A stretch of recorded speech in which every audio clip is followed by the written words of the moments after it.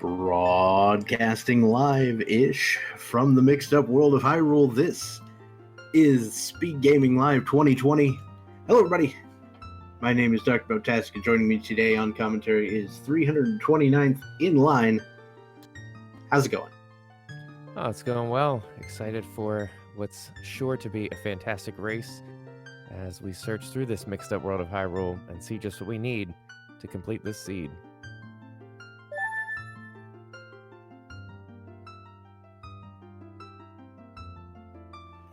All right, so once again, for those of you who don't know the settings for this, we have the bridge to Ganon's Castle is active when you get 3 spiritual stones. And then the Ganon's Castle boss key is on the Light Arrow cutscene, requiring the Shadow and Spirit medallions. Today we are starting with the Fire medallion, which means we are no closer to that goal of 5 dungeons than we would have been.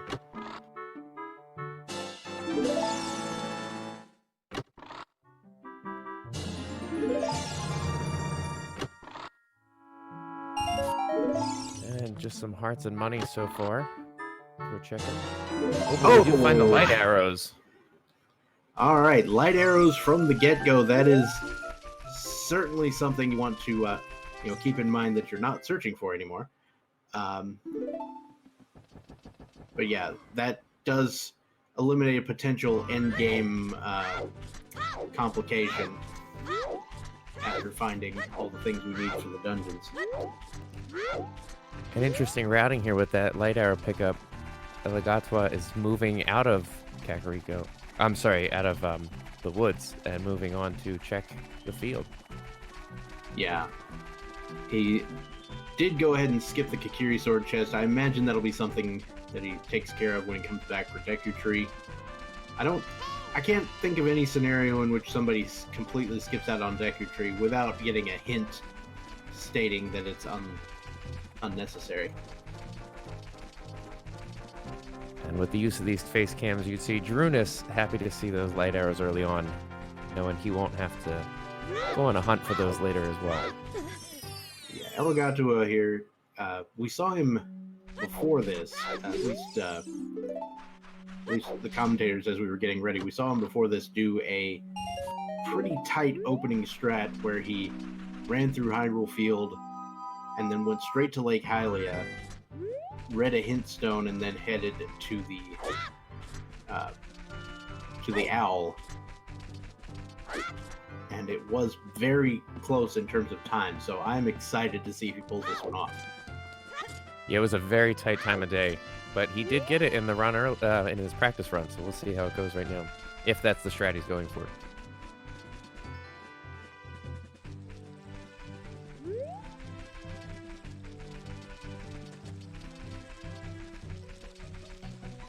Meanwhile, Drooness taking care of the same checks, just a slightly different time frame here. Okay, so we did see that Big Goron is unnecessary, and so is the 40 skull check, according to those 2 hints we just saw.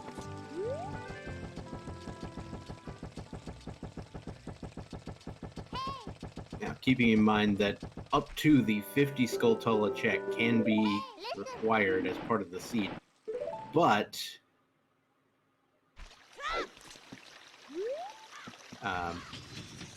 there will be hints available for the contents of the 30, 40, and 50 skull hint items. And Elagatua able to pull off that quick time of day strat. So I guess we take care of the dog here. That would be the first thing I would do, since we're right in time. It looks like Drooness is basically doing the same opening strat here. The time of day being pretty useful. One thing I want to notice is that Elagatua, when he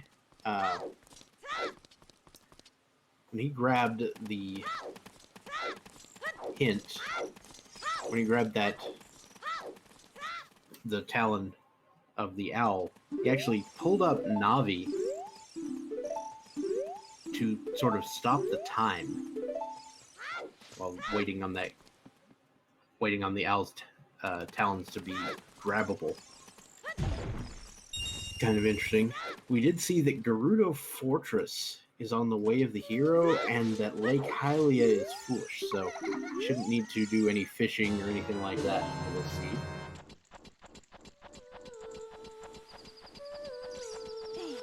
And interested to note, Drooness did stop by and pick up that Skulltula, so we'll see if he's going to be making a priority of those until he has more information. Elagatua is going straight for Hyrule Castle here, which seems legit. Also of note that the final chest in Gerudo Training Grounds is not required today.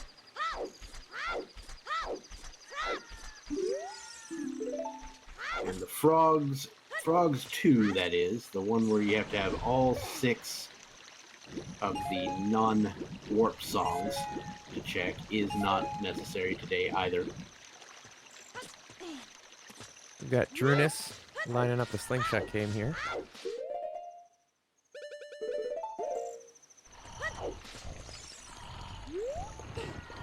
Ooh, interesting. We get a wallet here, which by itself kind of puts that, well, not quite by itself,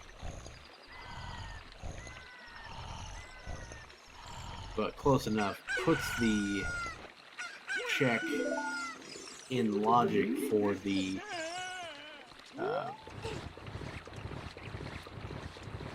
for getting a Goron tunic. You can buy that.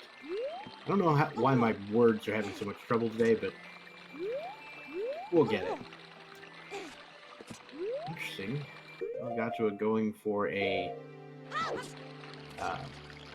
perfect jump off of this box. Most of the time I see people do that with a jump slash with a stick. Let's see what our first song is going to be.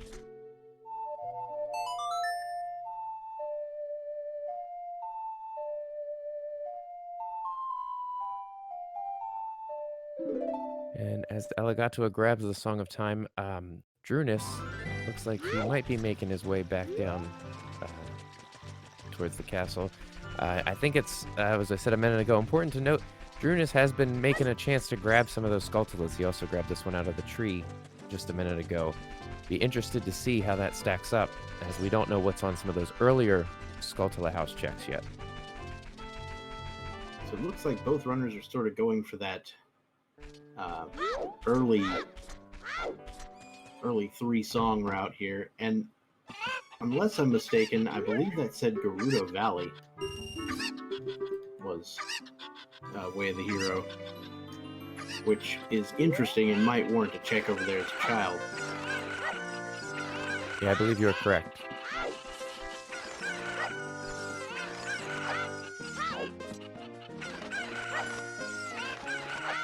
Elagatua just going through the chicken game here.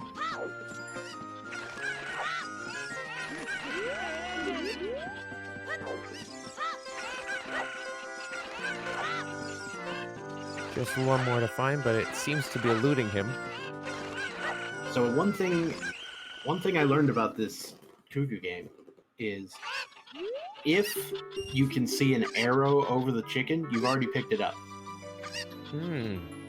I was unaware of that. Interesting.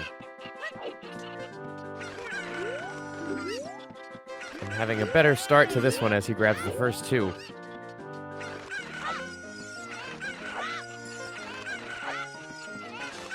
You want to be real careful not to accidentally open the door while you're doing that, too.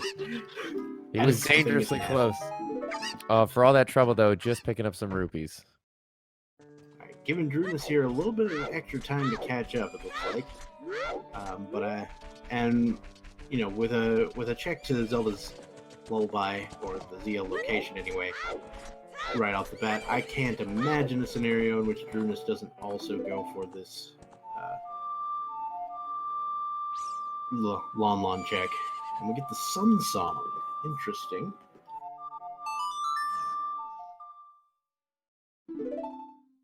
Sun Song is actually pretty sweet here. Not gonna lie. Yeah, it's great to have control over the time of day early on.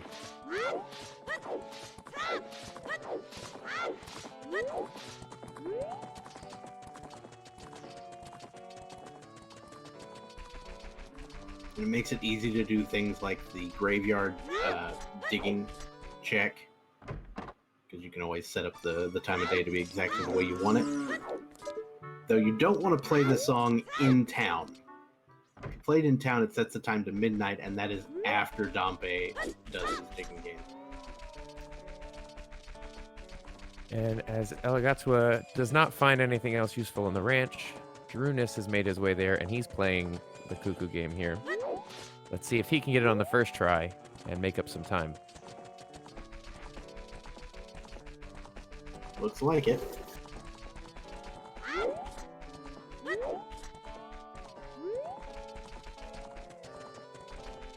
Just gonna grab those 5 rupees, but he is gonna go over and check this song, which we know is gonna be Sun's song. No doubt be happy to see that. But again, he's grabbing those Skulltulas, and I'd be interested to see if this benefits him later on. Appears to be a man on a Skulltula mission right now.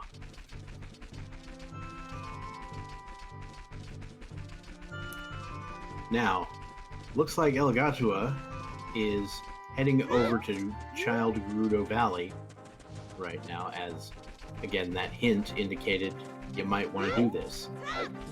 Yeah, I like this play a lot.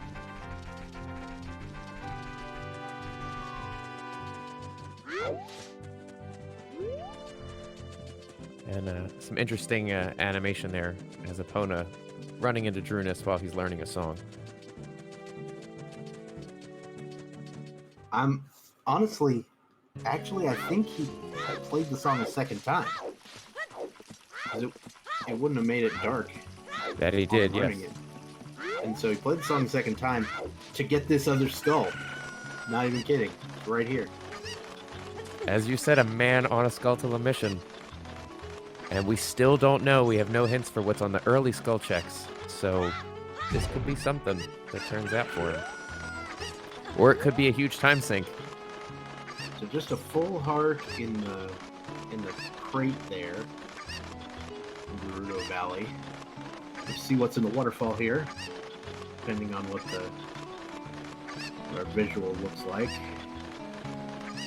I like That's to just a recovery heart, so it's got to be behind the hammer rocks, doesn't it? That's what I would think. Yeah, I like to affectionately call that the OOT's version of Ocean Flight. Aha. I will have to take your word for it, because I'm not sure what the reference is on that one. It's from a Super Metroid Rando. Ah, okay. But back in Kokiri Forest now is Elagatua. Right. To get across the wreck ship thing? Yeah, okay. Mm-hmm. Alright, so we're going to get that Deku Shield, which is all important for dealing with Deku Tree. And, of course, some additional weaponry. And we want some number of Deku Nuts as well. Though Elagatua may be able to just get them some other way. There are plenty of Deku Babas along the way that can drop those. And for those watching who may not know, I definitely didn't know this till I started watching the randos here, but Deku Nuts, extremely powerful weapon in this game. Oh yeah, Deku Nuts are by far the most powerful item in the game. Like, that's not even a joke. Yeah, playing through this as a kid, you better believe I never used them. So, Elagatua showing us Ice Cavern Way of the Hero. Now, of course, a lot of these Way of the Hero hints can be, you know, bait for things that you don't actually need. And we got Elagatua going to the right-hand side of Deku Tree to get this hint. I never knew that was a thing you could do, Zora's but River now there. I do. Zora's River Way of the Hero. I didn't actually see what this hint was when Elagatua was over here in the canyon, so I'm gonna have to take another look.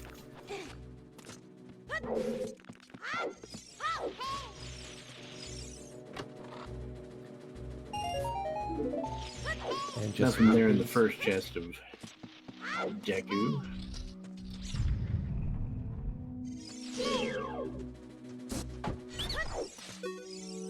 Okay, it was Skull Kid hint. Skull Kid, that one is of course, the hint for the actual playing the Skull Kid song, or rather, Saria's song for the Skull Kid to get the item.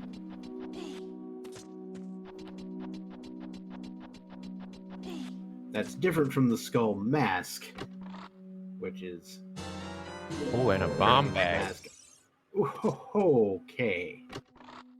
Elagatua, happy to see that on Facecam. Oh, and the mirror shield.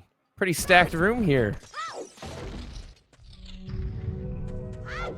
And this is, of course, the only room in the game that requires... Okay, no, two rooms in the game. One of two rooms in the game that require an actual Deku shield.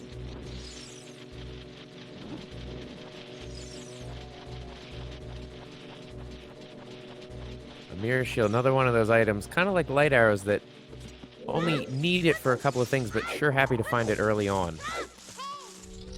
Yeah. Those of us who are, fans of that other Zelda randomizer we play on here a lot, it's one of those ice rod items. That it is. No doubt Elagatua happy to know he won't be on a metaphorical ice rod hunt today. And to be entirely fair, it's only useful for a very, very few items. It's used to beat the very last dungeon in the game with a fire and ice themed boss. I mean, it's the ice rod.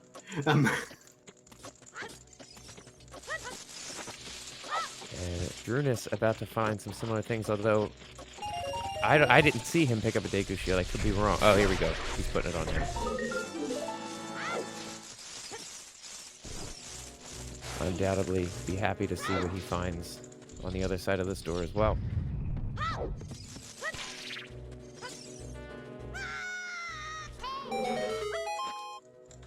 Although, Dr. Bob, we don't have information on what is required as far as dungeons or temples go yet, so that mirror shield might be locking, some stuff that we don't need to get to. Elagatua is having real trouble hitting Skulltulas with bombs today.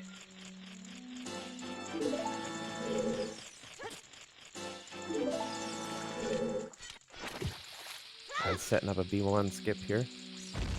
Yep. I keep seeing so many different setups for the ground jump. It's kind of ridiculous.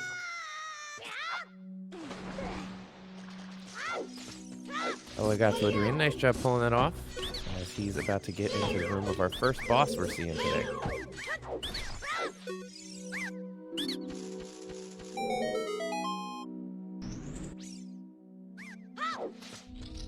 Alright, stop. Goma time. Sorry. I don't know why my brain decided to do that one.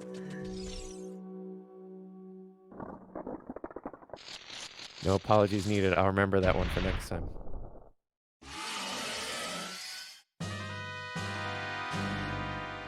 And with that broken stick, this should be quite easy.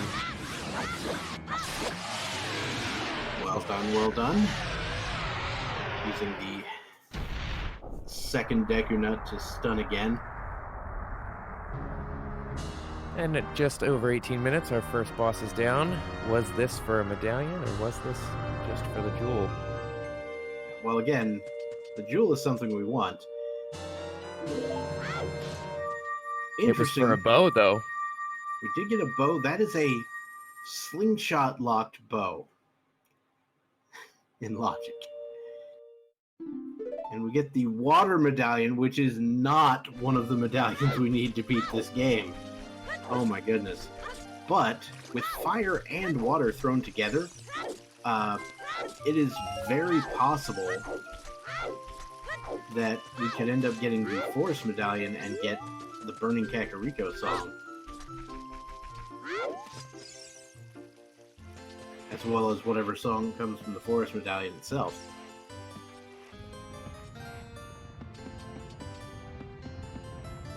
Yeah, definitely too early to say that's going to be useful or not. But being that the bow was there, I'm sure it's a good thing he grabbed that anyway.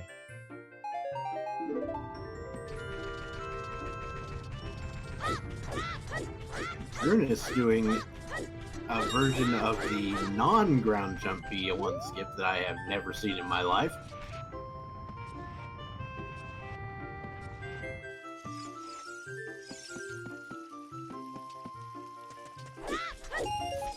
That is some pretty solid work there.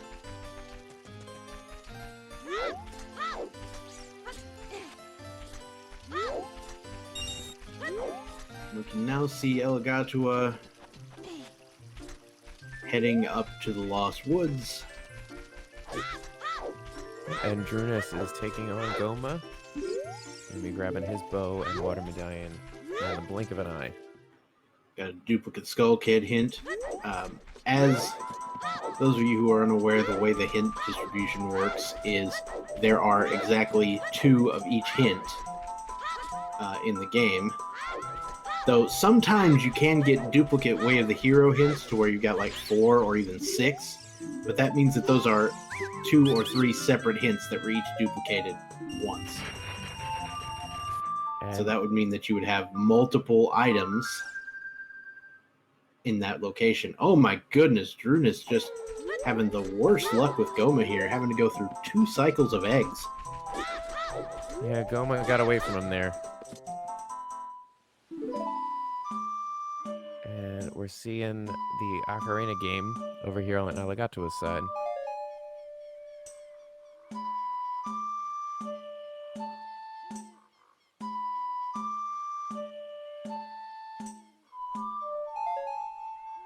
I always like to try to come up with songs that use these notes in that order. I can't really come up with one here.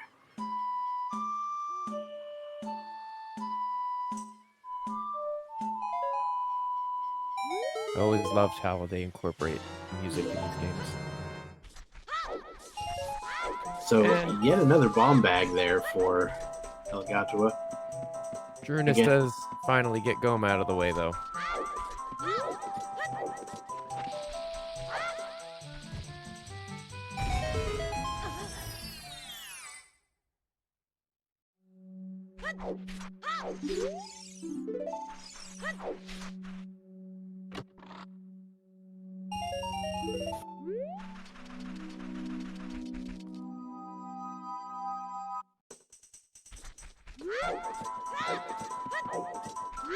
Alright, so we've got Elagatua gonna head over to Sacred Forest Meadow, get the Saria song check out of the way.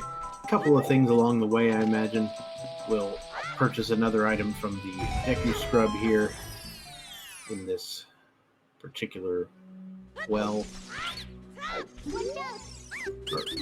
grotto. Oh, there we go. We have a lift upgrade. Happy to see that, no doubt. So we're basically a hook shot away from being able to clear Forest Temple.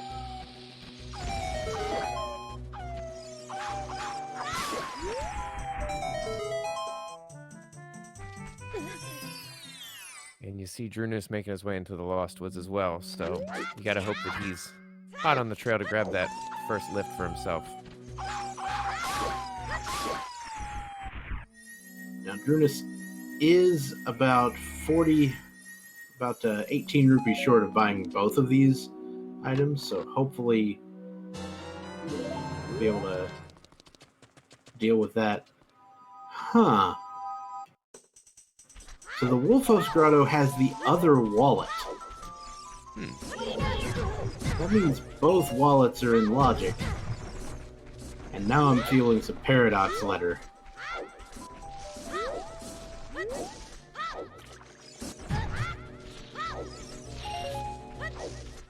This is when King Zora has his own letter.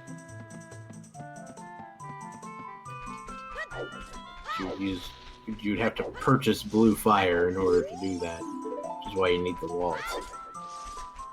So I believe that just said that actual Gan's Castle is not required today, which in these particular settings can be a thing. It could be that you have to get an item for either the Shadow Medallion or Spirit Medallion within Ganon's Castle, but that does not appear to be the case today. We also see that the 50 skulls check is not required. And grabbing the Bolero of Fire off the Sarius song check.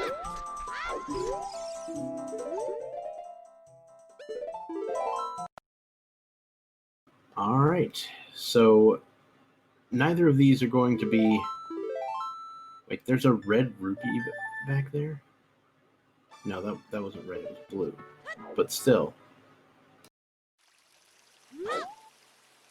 And I believe that check was that 50 skulls is also dead. Yeah. So that was actually there twice in Sacred Forest Meadow on 2 of those hint stones. I must have missed it the first time. Luckily, Drooness is going to be able to purchase that lift upgrade coming up. Now, you could see the runners here go for, Child Kakariko, but I don't imagine Elagatua is doing that. Mainly because you kind of want to... The first time you go to Kakariko, if you can help it, you'd like to have Zelda's Lullaby, so you can get the song in the graveyard.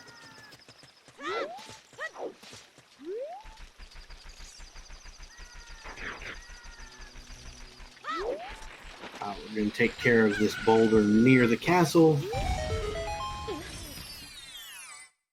Simultaneous grotto checks. Now, we didn't actually need to wait on daytime or anything. Also see if the Skull Mask check is dead, because of course we have the Sun Song. But playing the Sun Song does take time, and if you've got checks you can do that will kill time, you might as well. And Droon is picking up his second wallet. I just saw a look of concern on Drooness' face from that wallet. Just like, really? I got to farming some rupees here.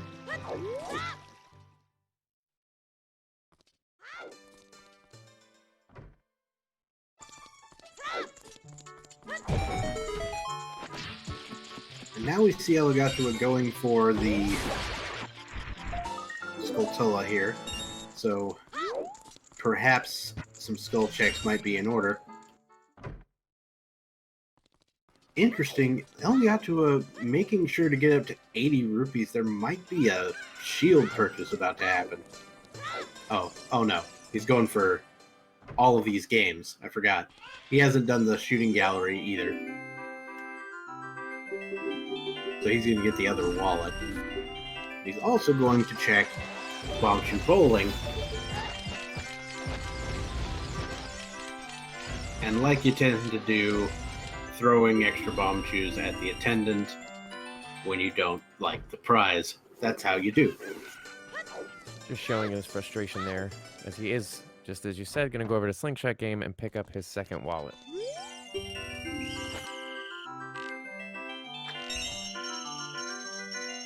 Now, Drooness, I wouldn't go into Child Cat past Drooness here, because he's been sort of on the warpath for skulls.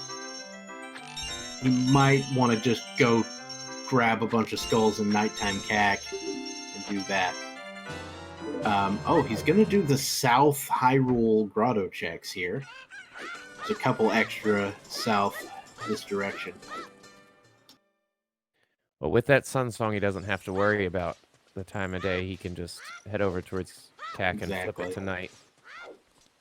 But I would have thought the same thing. I was thinking Drooness kind of on a skull quest here.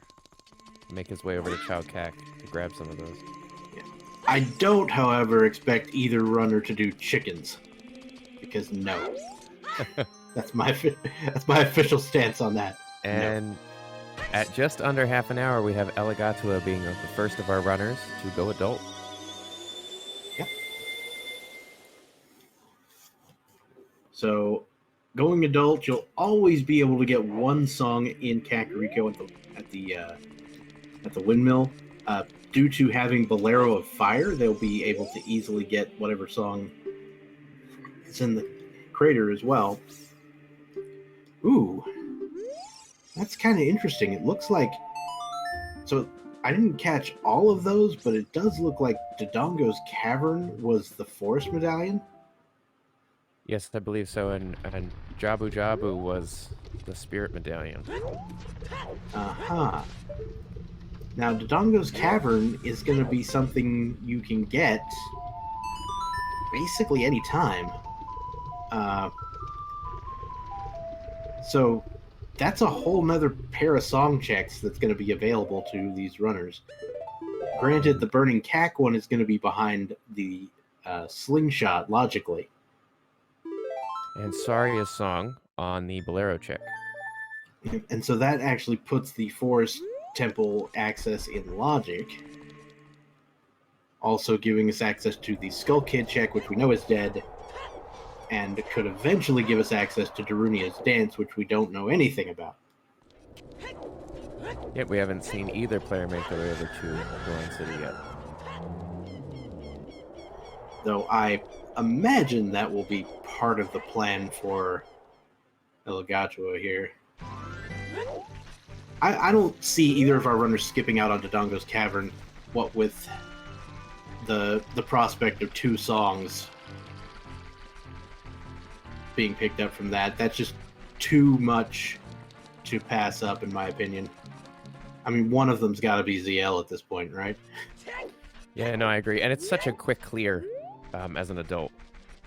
I mean, okay, ZL could be the windmill, but it'd be interesting. Oh yeah, as adult, Dodongo's Cavern is just a joke, honestly. It's so easy. It's almost like the developers designed it to be really easy to do as adult. Ooh, and our first bottle showing up. I mean, the developers did clearly intend for you to be able to go back in there as adult, because there's at least one Skulltula you can't get as a child.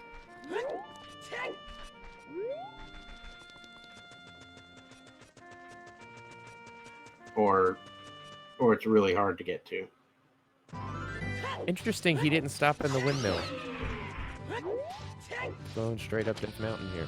Yeah, I mean, if you're going to go straight for DC, it kind of makes sense because when you finish DC, it drops you right outside town again. So you can just head right back in.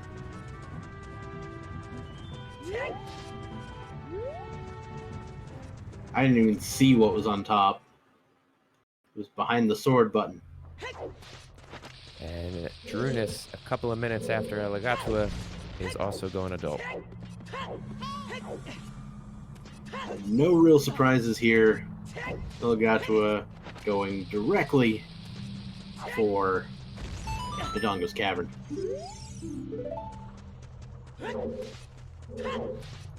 I looked away for 2 seconds and didn't see what that said. I'm sure Drooness will follow shortly. Yeah, I mean, this is a really smart play. Quite a few items to grab easily, and like we said, as an adult, can breeze through this dungeon. So, oh, and an ice trap. Getting the cold shoulder.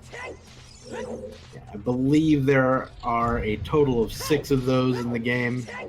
It is guaranteed that if something is an ice trap and it's visible out in the world, it will not be like a significant item. So like if you see a hook shot or something out in the world, you know it's actually a hook shot. Well, that's a nice change of pace.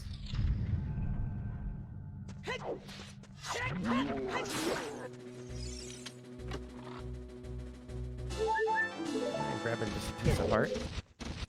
Drooness going to look at the Tektite Grotto here. This is not something that can be acquired at the moment, but it can be viewed.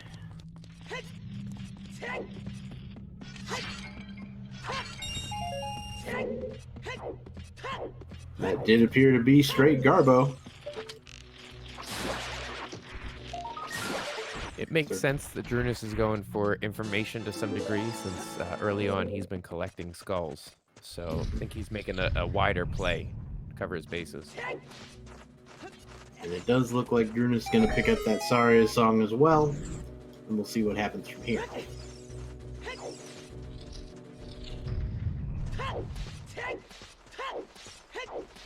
I was wondering if Drooness was going to go for the first chest in Fire Temple. It was sort of a thing in the back of my mind. I'm like, nah, nobody's really going to do that, are they? Yep, it's going to happen. Drooness is going for the first chest in Fire Temple. More than likely, not going to pay off, but if it does, boy, would that be a big move.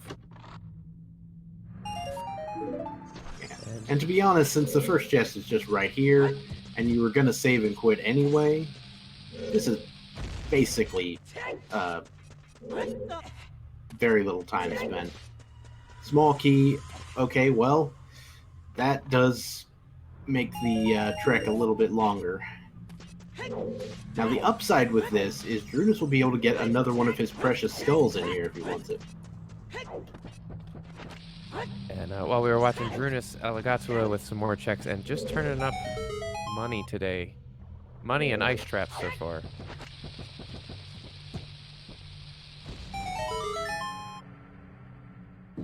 That was a nice shot from the bridge there, Elagatua, and also carrying that bomb with him so it blows up the wall. And we get a stick upgrade, which is honestly one of my favorite things to see. What another key.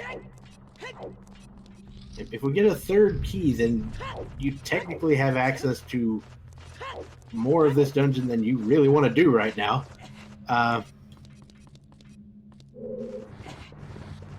Yeah, Drooness's dip of curiosity is turning into more and more of a commitment here. Now, unfortunately, it does look like Drooness did not opt to go for the Skulltula that's available. It's the one behind the Song of Time block over there.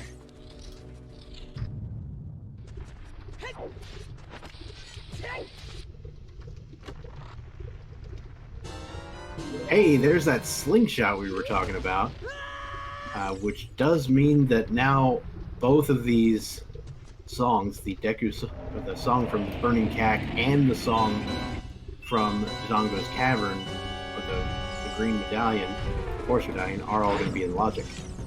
And while pulling that slingshot, on Drooness' side, we pulled a third key, and he has had enough of the Fire Temple for now. Yeah, he's like, how about we don't say we did? Can't blame him for that decision at all. Oh, you know what? Another extremely good point that I thought of. You know how we said that Elagatua went straight for DC here? Mm-hmm. And when you finish DC, it does put you out right next to the town. The other thing is, he's going to have the Burning Cack medallions. So when he goes in, it's going to teleport him to the center of town and give him the song. That's some genius routing on his part. He totally missed that one.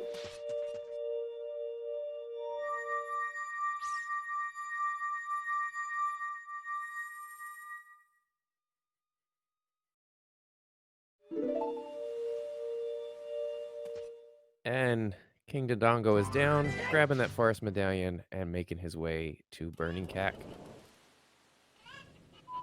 Nocturne of Shadow. And Elagatua is like, yep, I knew it. We're gonna need that. Good old vanilla song. And yeah, it does turn out that's gonna be required. So, you know, unless Forest Temple requires something, which hopefully it doesn't, that'll probably do it for the extraneous dungeons.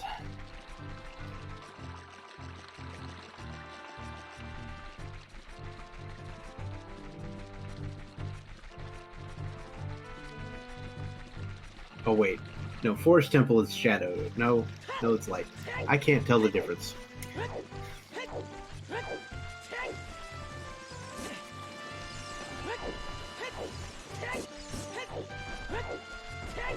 Okay, yeah, Forest Temple is light. Water is Shadow. So we need Shadow. Or we need the water temple. Was that Ruto's letter? I was watching Drooness' I didn't catch it.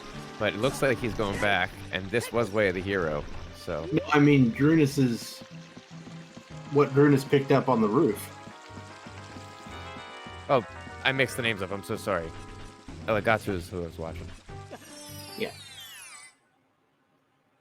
Yeah, and they're marking off in tracker, so that was Ruto's letter. Well, all right then. We do know that Jabu Jabu's belly is going to be required today, and that's half of the puzzle for doing it. The other thing you need, of course, is the boomerang.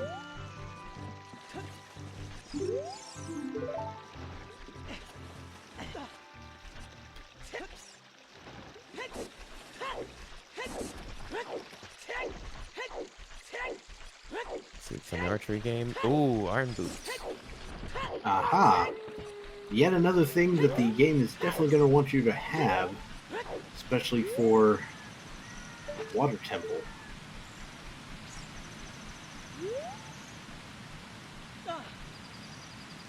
And we are going to get a look over here at this song. Prelude of Light. And interestingly enough, Elagatua making a jump that I did not know was possible to get the Lens of Truth. Also a hint that the Kakariko village is on the way of the hero, which I'm pretty sure he just figured out.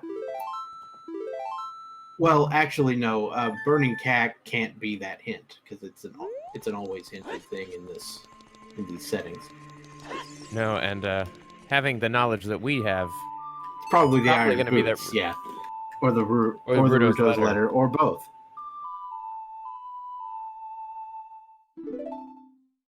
Grab an Epona song for that forest medallion. Hold on. Now, where's ZL? Yeah, that's what I was about to ask. That ZL is hiding somewhere today. I mean, doesn't it have to be Requiem at this point? We did get the Lens of Truth. Yeah, we got the lens. We would need either hover boots or both hook shots before the trip across the haunted wasteland would become in logic.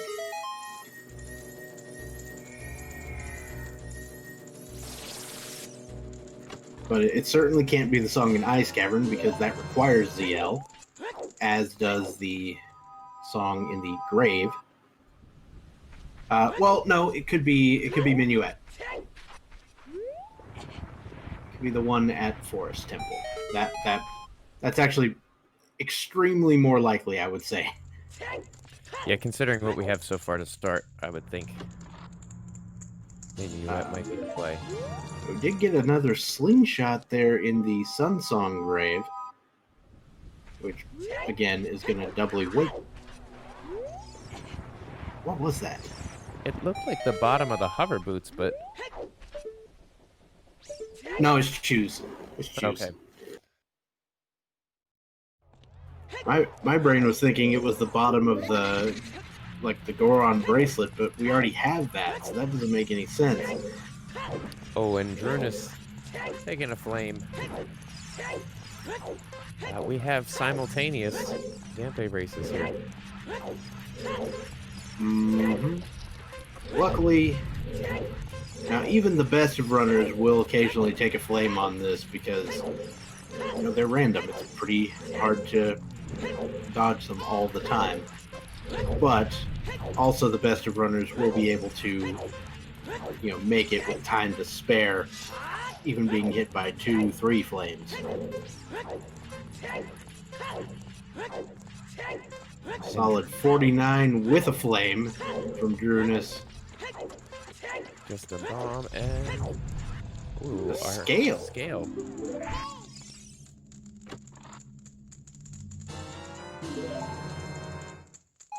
Both our runners grabbing that scale at the same time. And checking back here behind this Song of Time. Yeah. both of them heading into the windmill. I think one of them might have not actually gotten the song yet.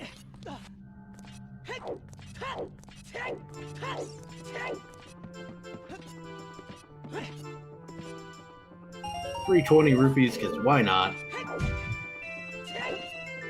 And looking at the rupee counts, you know why Elagatua picked it up and Drooness didn't. Sitting at 208 rupees, Drooness felt like moving on. Yeah. Now, you know, with those 3 keys in the front of fire, and the fact that you have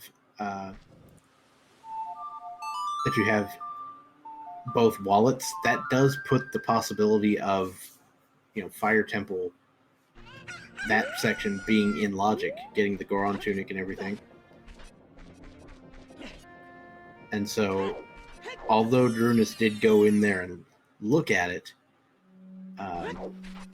didn't commit to the full depth of the play, so we'll see if it turns out to be something important. Either way, both runners will eventually head toward Fire Temple to finish it,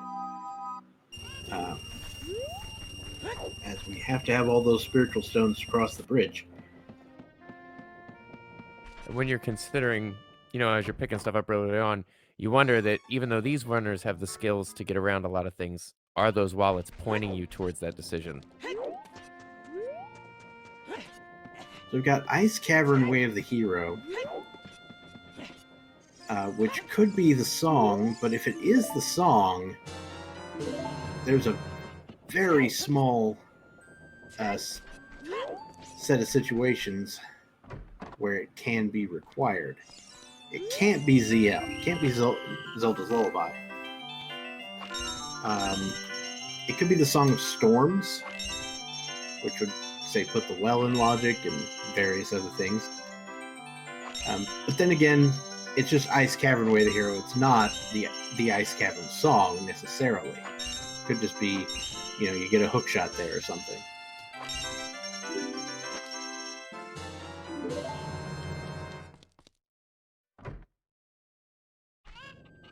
And with the iron boots, we'll also be able to grab that check out front of Ice Cavern as well.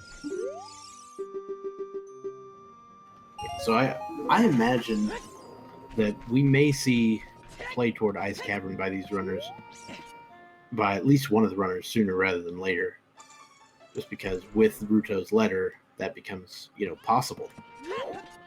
Unfortunately, you do have to go back child to make that happen first.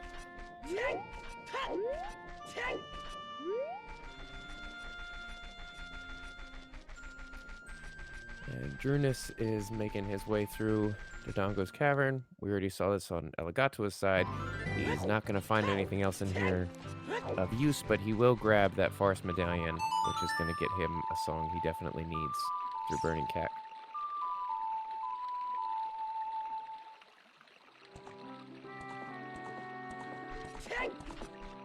Alright, so we've got Epona. We're going to go for a little ride. I think this is probably the South Grottos, maybe. I don't know. Oh, well. Oh, going for Big Poe.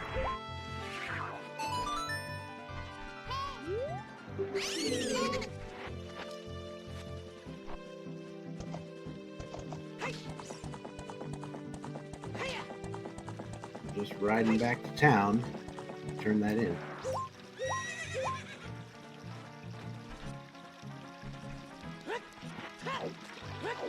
I think that Big Poe play is also one of those things that gets overlooked a lot sometimes.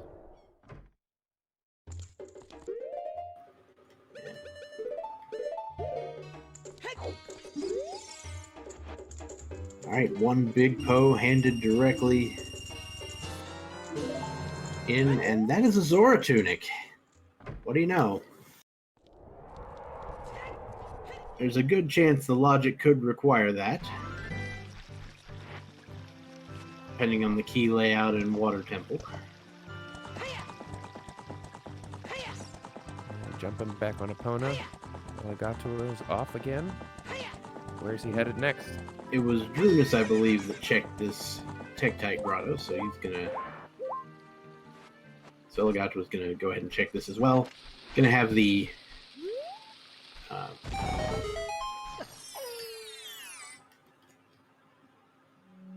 iron boots though, so can actually pick it up, but we know it's garbage. Not interested in that. No surprise there. What? So today I learned that if you break the pot with the bombs in it here in Dodongo's Cavern, but leave the bombs there and head to the next area, reload the pot without despawning the drop, and hit it again, you can pick up the old drop and the new drop. Apparently the pot only checks if you actually picked up the drop. That is very interesting, and I never considered that. I thought we might be seeing this on Elagatua's side. Yeah, a play toward Gerudo Fortress here. Very interesting without the hook shot. Can do horseback archery, though. It's true. We do have to get past the Gerudo guards, though. Which I imagine it won't be a problem for a seasoned runner like Elagatua, but I am always terrified of this fight if I don't have a hook shot.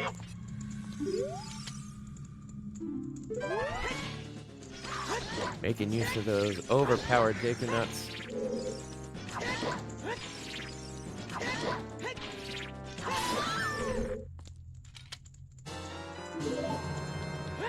But again, showing that once again, the Deku Nuts are in fact the most powerful item in the game. It's especially bad to get caught when you don't have a hook shot, because then you get thrown completely out of Gerudo Valley, or Gerudo Fortress area, into Gerudo Valley. Yeah, that would be a big time sink. Now, I wouldn't put it past Elagatua to go into Gerudo training grounds for a little bit, because there are some very interesting strategies you can use to get through there without the hook shot. But the horseback archery does seem like a stronger play at the moment. Yeah, 2 checks and you're keeping it in logic. So, oh, we're getting our first skulls check, but just a heart piece.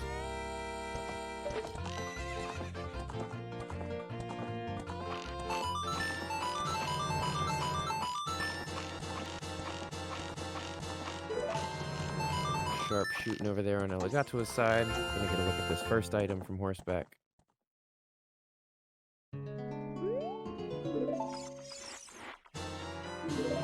We got a fish. Well, that's one less thing you got to pick up when you're heading to Jabu Jabu.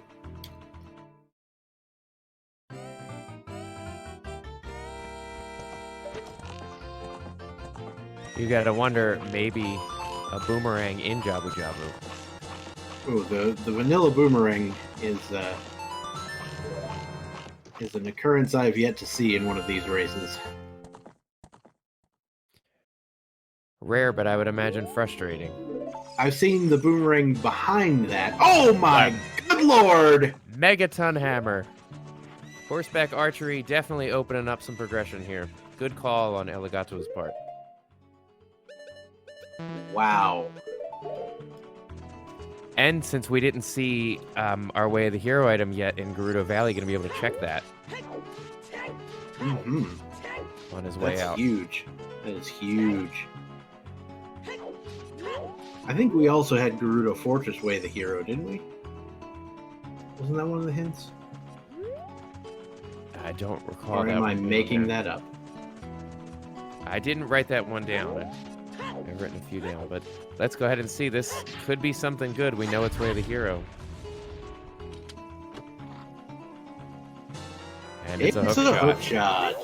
And now we go right back to GTG. And you see that on his face cam there. He gave a thumb over the shoulder. I'm heading right back. Oh boy. That's one of the great things about this live event is getting to see the runners actually do the things. You know what I mean? Oh, definitely. Oh, Wish wow. we could get some screen caps. Getting an ice trap over there on Drooness' side. So the best thing about that hint, it's we know where the almighty Greg is. It's in the treasure chest game.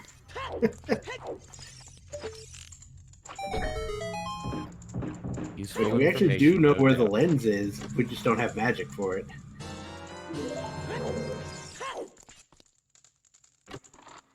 And going ahead making use of those wallets to buy a Goron tunic.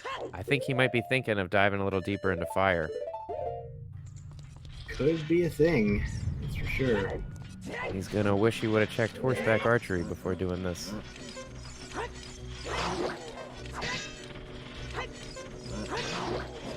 Well, I missed what was on top of the crater. It was just a piece of art. I saw it a while back when Elagatua was here. And there, Oh, there is it's just in frame, mocking me right now, yes. Like, hello, yes, I am Hart. Making use of that hook shot to get through this room. Very nicely done. Okay.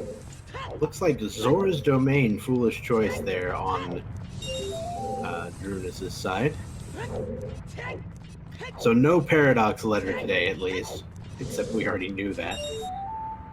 But nothing useful in Zora's Domain at all. So that includes unfreezing Zora. It also includes the torch run and the diving game. So no need to do any of that. There is an occasional rare thing I see where people have used the diving game to actually farm rupees. Because after you've beaten it the first time, you can get like rather large prizes sometimes. Yeah, I could see that being useful if you're having trouble, farming to build up that rupee count. That being said, I don't really think there's any need for our runners to have more rupees than the seed. Alright, Drooness is going to go check the Ocarina, or the Minuet of Forest song. My real question here is, why did you backflip over Mike? I mean, it's technically faster if you can get it the first time every time. But you have Saria's song. See, now that's a ground jump setup I'm more familiar with. So we have yet to see Zelda's Lullaby, hoping that this is where it turns up right here on Drooness' side.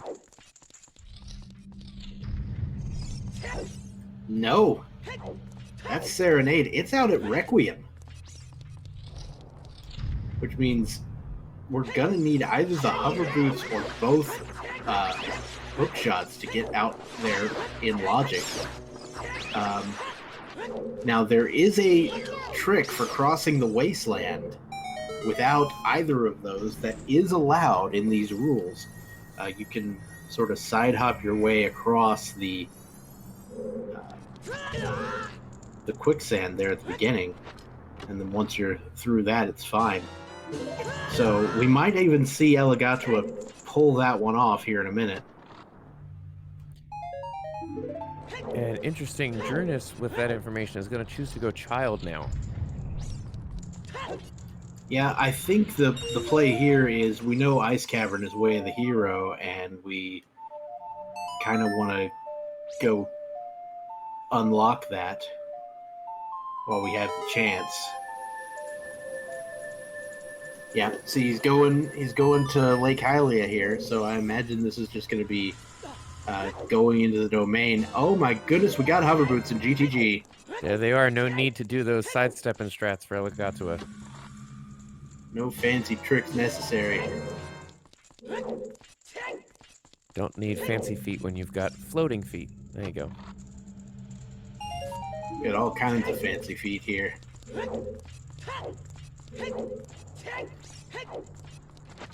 And Elagatua seems to be reading this logic pretty well, as that's gonna open up a lot more access to him. Grab that ZL.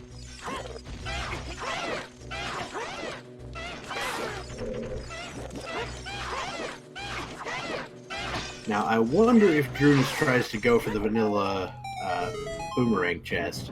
I doubt it, but it's possible. And note, only Zora's Domain was ruled out, not Zora's River. Or Zora's Fountain. So, you could definitely see something like a...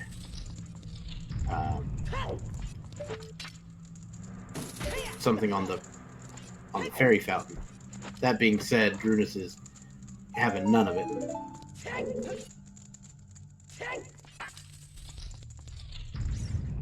So Drooness may have seen the lens out of the corner of his eye there, but is not going to be able to pick it up right now, because although I'm pretty sure, I know Elagatua made that jump without a chicken or anything, but also did it as an adult, and I'm reasonably certain child can't make that jump on its own. And as Elagatua keeps spending keys here in GTG, he's not finding much more, but those hover boots definitely worth the dip.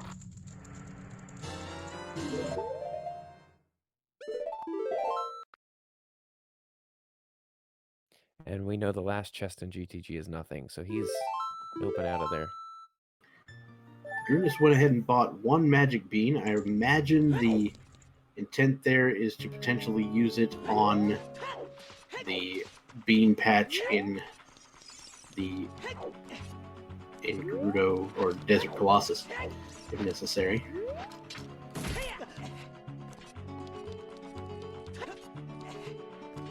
Yep, I believe we had a hint that Lake Hylia was dead, so won't be going on top of the observatory.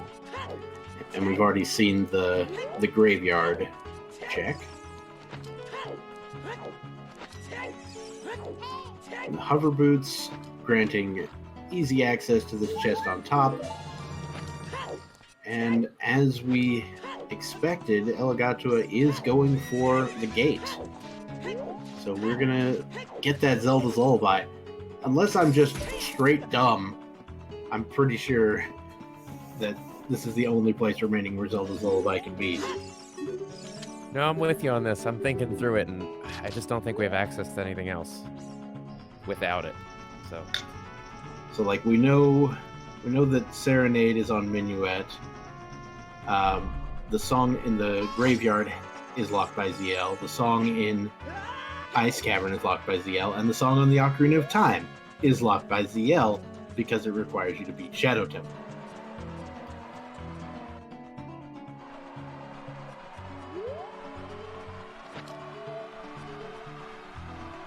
And no matter what you do, Shadow Temple is going to require that song. At least in logic. And since we don't allow, clips and weird things to get around, like boat skips and junk like that, it's definitely a necessary thing for this. for sure. Alright, Drooness. I think Drooness might be heading for Child Goron City here.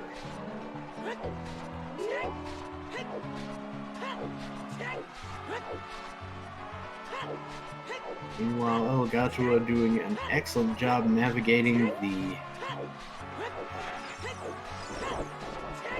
lensless wasteland here. Doing it better than I would, because I always have to go to the box. Certainly better than I would. That's one of my favorite things about getting to watch these runners, is just seeing them in their element with such great execution, such great logic reading. It's just very impressive from both runners. So the lensless wasteland thing is not that hard to learn. There are some tutorials and stuff on how to do things like that, or You can just feel it out a couple times, see what happens. Which is what I did. There it is. There is our Zelda's Lullaby. In Desert Colossus. On the song. And the added benefit of that face cam, you get to see Elagatua nodding. Yes, I thought so. Thought it had to be. It was either here or on Minuet as far as he was concerned. And he'll find out that that is not the case quite soon. I still couldn't tell what that was on the Colossus, on the arch. It almost looks like the other hook shot, but I don't think so. Just another hint that Lake Hylia is dead. It might have just been like arrows.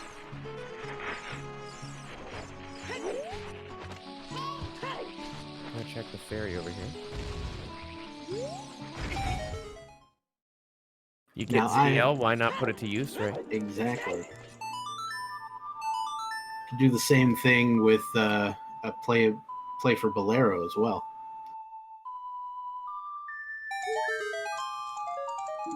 Alright, looks like Drooness is heading to Lake Hylia, but we know for a fact that some of this is not going to be required.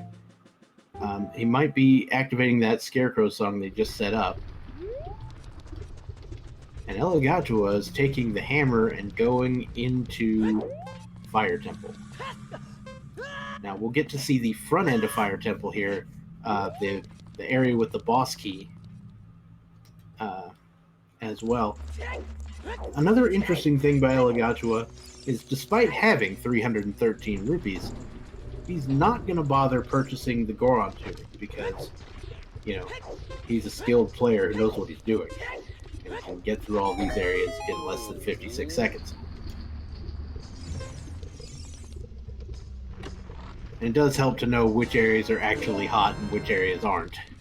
You know what I mean? Oh, for sure. And having the idea of knowing exactly where you need to go and not wandering at all saves a good amount of time.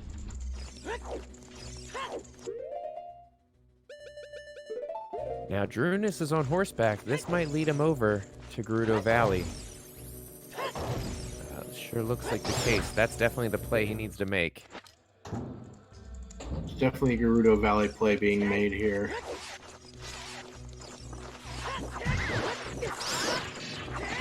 As we saw on Elagatua's side, the Megaton Hammer is on Horseback Archery 2, which then will bring you access to your Way of the Hero that's in Gerudo Valley behind those hammer rocks, which has your hook shot. So hopefully Drooness can get himself back on track with this logic. And I could have swore there was a hint for Gerudo Fortress as well, though maybe I'm confusing seeds here.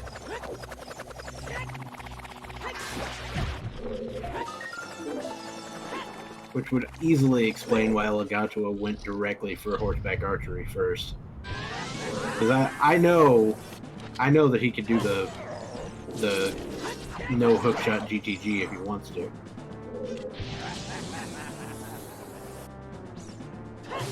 Yeah, that would make a lot of sense for the decision-making of routing.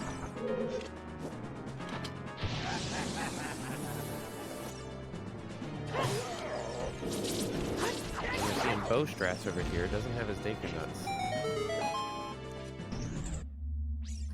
Alright, so these are strats that I did not know worked. Part 2.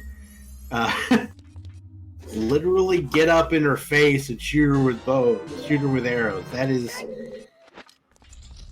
nice. I like it.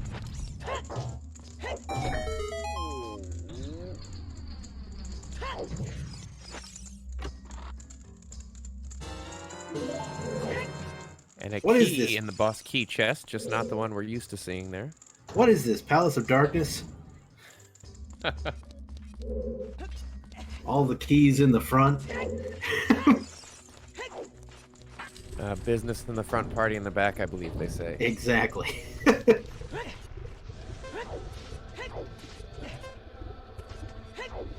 And Drooness making his way to horseback archery. This is definitely what he needs to be doing. And still plenty of time left.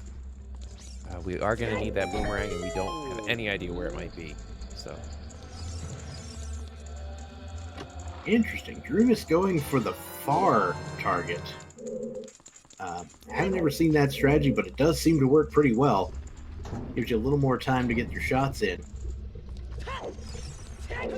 I need to learn how to be less jerky with my control stick so that I can do smooth moves like that. No doubt, Drooness and Elagatua both have the schmoves today. Exactly. And same strat again, far target. Oh, beautiful. Just tons of hundreds all the way around, and there we go. Drooness is going to be shocked.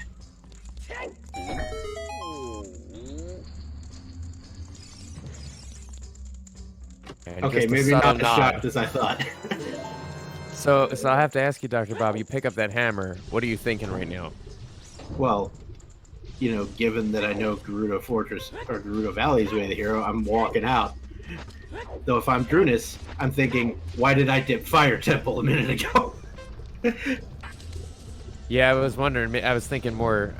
What are you thinking your opponent did? Are you thinking you're making a good play, or are you thinking this has been available and you're wishing you would have grabbed that?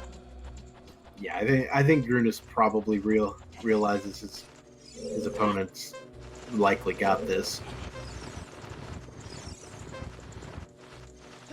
And we've known since early on that this was going to be a good item because they got that Gerudo Valley hint right away, and it turned up dry and child. So we were expecting something good here, and we find that hook shot. Interesting, though, Drooness setting up a death. Yep. The intent there, I'm sure, was to land yourself right back at Gerudo Fortress, or the entrance to Gerudo Fortress, right, you know, depending on what it was. And if it's a hook shot, like I imagine he was expecting, he would definitely be able to get in there and do Gerudo Valley. It does look like he's going to go for the chest on top first, sort of also indicating that Way of the Hero hint for Gerudo Fortress might exist, being like, okay, I want to make sure to full clear the fortress before I go in. Certainly seems that way. And the reason Elagatua didn't do this is because Elagatua hadn't activated the Scarecrow song.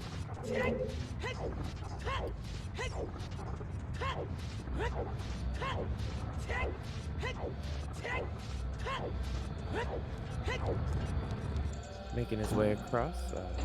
Nothing's going to turn up here. And that is actually a way more precise placement for getting that Scarecrow than you think it is. You got to be very close to that edge to even hit it.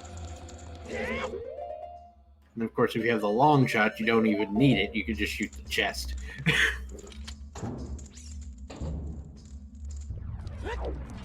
And as expected, we see Drooness making his dive into GTG. He will be rewarded most of the way through here with some hover boots, which is going to lead him to his Zelda's Lullaby. And he has done the minuet check, so we're pretty sure he knows this is where he's got to go.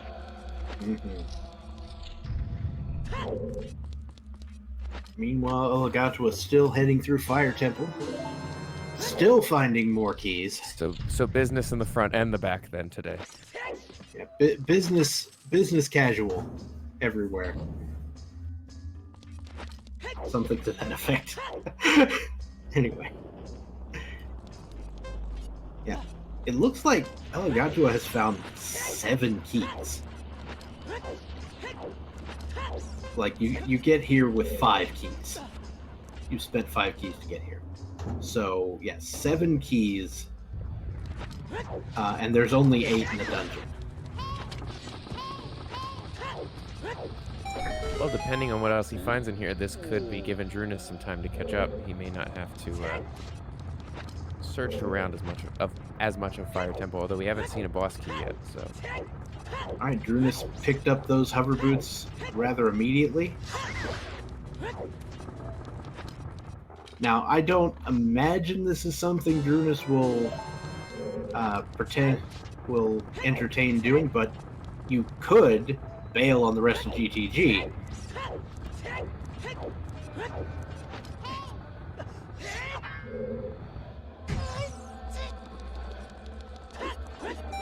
Wait, is Drooness gonna do the toilet? So we had a hint for that. No.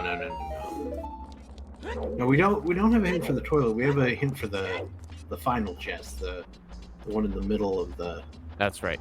maze.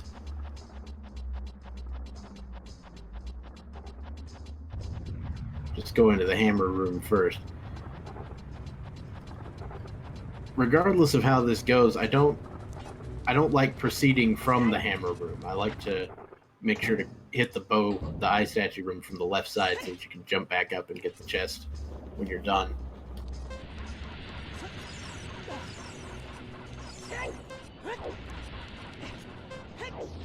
Elagatua is still navigating his way through Fire Temple. A little bit of a mishap there trying to get up to the top. And yeah, Drooness agrees, not heading into the eye statue room from the right.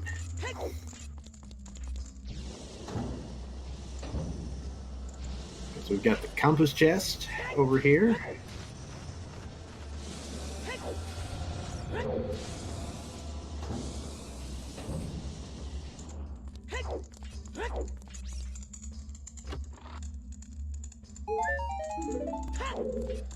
Some straight up Garbo. Still holding out that there might be something good hiding here in Fire Temple. As we've seen nothing but keys and garbage so far. To be honest, I would be hard pressed to skip the hammer chest here, just because I'm up here, and there's a chance the last key is on Volvagia proper.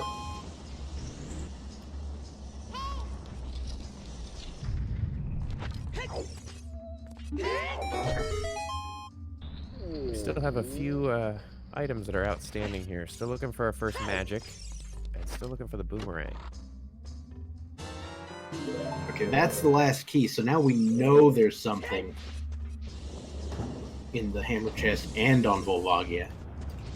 See a slight eye roll there on Elagatua's face cam. Yep, he's like, well, looks like we gotta do the thing.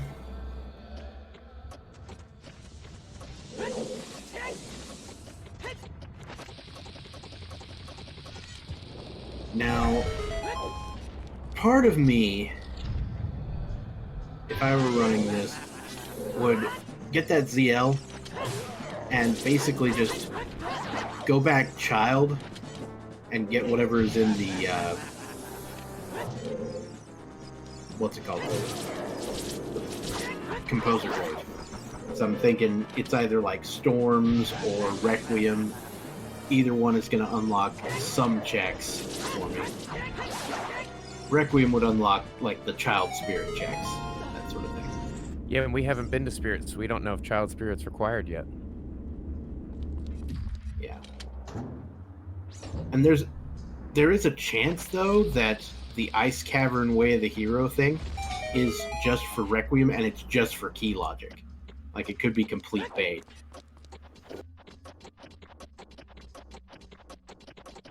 I don't know. I think magic is going to be in Ice Cavern.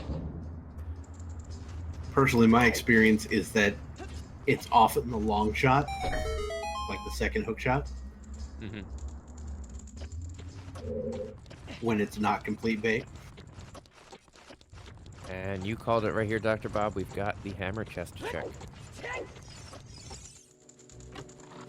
What has we? Rip.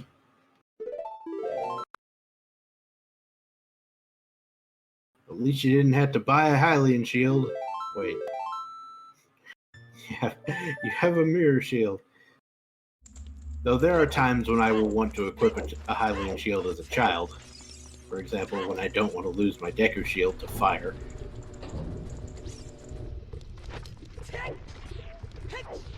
And with Drooness' routing through GTG, it's taking him a little longer, I would say. Alright, so Elagatua is confident in his ability to quick kill Volvagia in less than 40 seconds. So let's see if it can happen. Could we get 40 seconds on the clock, please?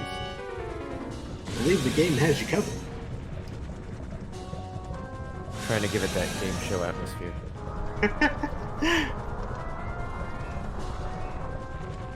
And at the start of the timer, Link, 41 seconds. All right. go ahead and play the hammer game.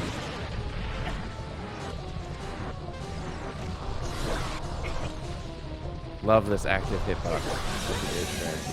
Ooh, a little bit of a wrench in the plans here. Gotta be very careful to not hit the head again. Oh, that was close. But it looks like we're gonna be good here. Just quick jump slash, and we are done. Congratulations, Elagatua pulling it off with 10 seconds to spare. Looked like. So has a very good sense of time and what you need to complete that. I would have been too chicken. I wouldn't got fairies from the nearby pots. Elagatua showing off some swag there in the webcam. He knew he had it. He said, "Not today, Elagatua." Ooh, double defense. Hello. Not going to be sad to have to grab that. So Yeah, that is basically my favorite item because, you know, it helps to not die. Now it does not actually extend your timers for like the for heat and water and things like that.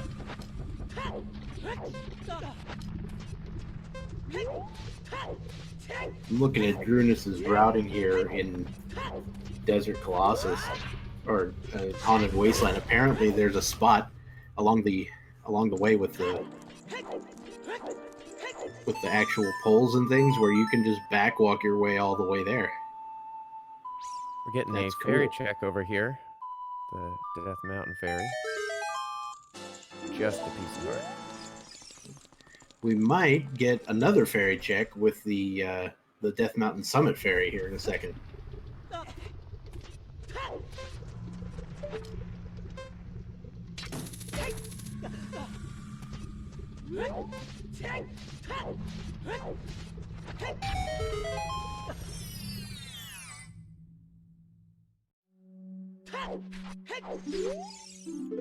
Drooness with nice movement through the Haunted Wasteland. Ooh, looks like Drooness might have gotten a little off on the Lensless Wasteland later on there.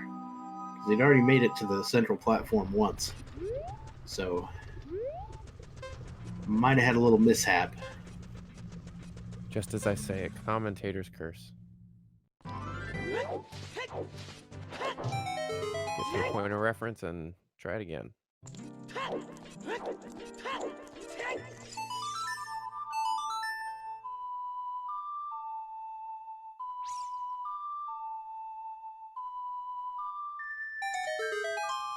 Now, he crossed that seam too late. We find Aurora's Wind over on Elagatua's side. Wait, is that vanilla? No, wait, no. Aurora's Wind is the Zora's Fountain. I think that's just the magic meter in vanilla. Or the spin attack or some stuff. Well, we're gonna need some magic to set that. Interestingly, Drooness apparently has a better time crossing the wasteland at night, which is interesting. I find it terribly difficult to cross at night. Just watching the stream, it's visibly more difficult. Maybe he's used to the textures on the ground in a different color. Well, these are both great runners, so I'm not going to question their strategies. They definitely know what they're going to do. Okay, should be okay.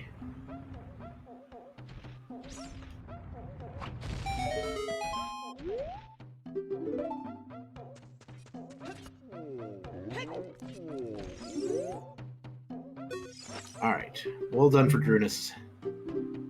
Making it through the wasteland. It's not a trivial process.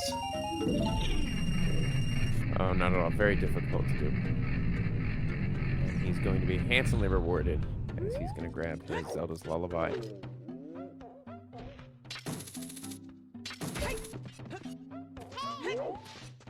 Alright,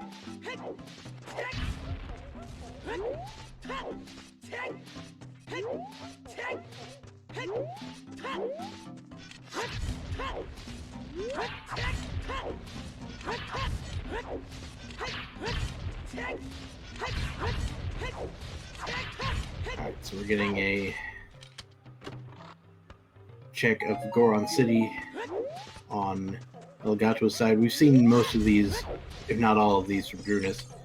Maybe not that left side chest.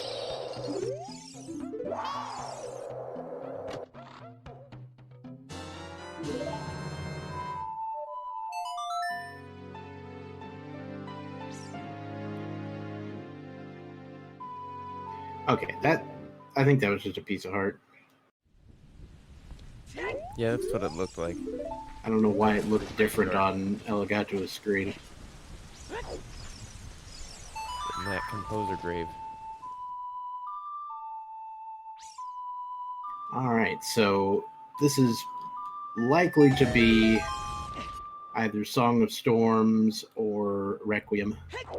Either one would be pretty welcome, I imagine.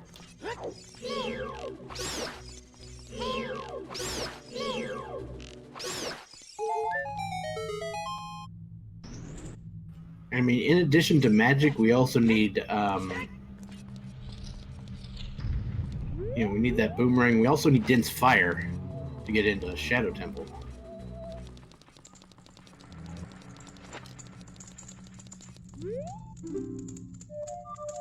Alright, Song of Storms.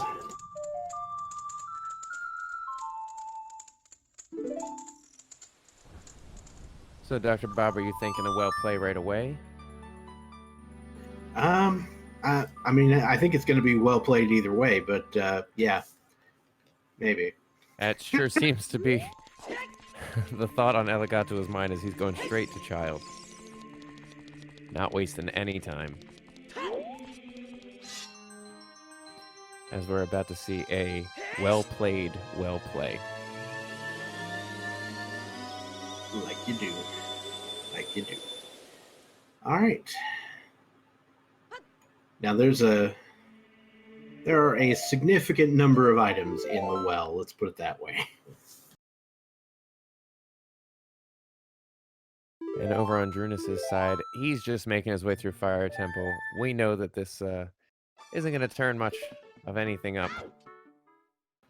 And it's probably going to, in an obnoxious manner, also lead him to go check the hammer chest and everything else.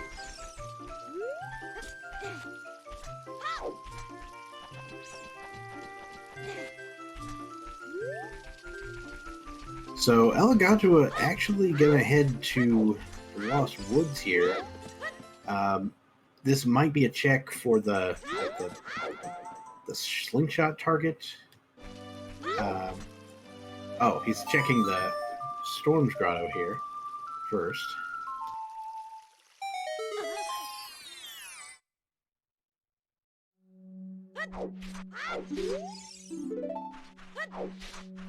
And we see that the Composer Grave chest is just a blue rupee, so luckily that isn't something that needed to be grabbed. It's a good thing because Elagatua has already done the Composer Grave. Elagatua also hasn't grabbed the song over here on Minuet.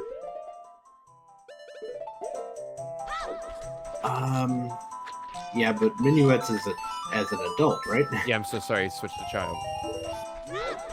Yeah, so he's doing that slingshot target, and I think, yeah, Child Goron City into Kakariko seems like a plan.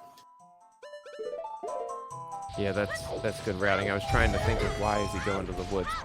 That's where Minuet popped up, but yeah, that makes sense. This is a good way to get some checks in. Sari's song we can check here on Runia. It can also light the torches and do the pot, and then of course, destroy a rolling Goron in the process.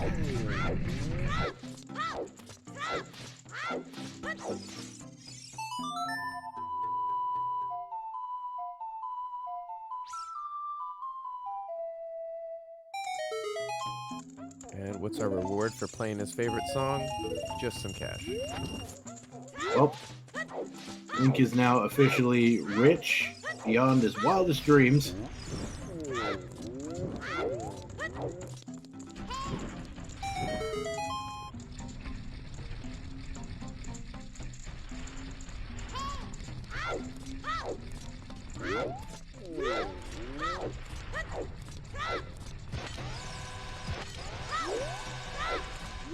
Ooh. Chew strats. Trying to chew strats to hit the Rolling Goron. Looks like it wasn't quite successful.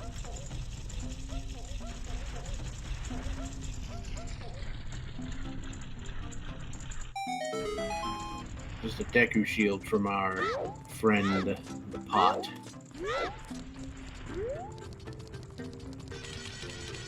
I'm gonna take another shot at stopping this Goron here.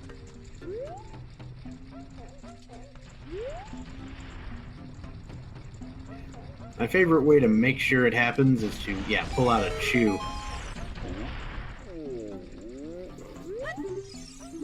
My actual favorite way is to pull out a chew and just let him run into me.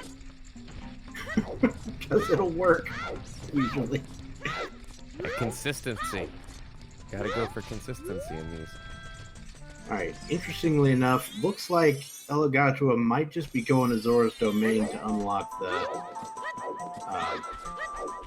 back end here.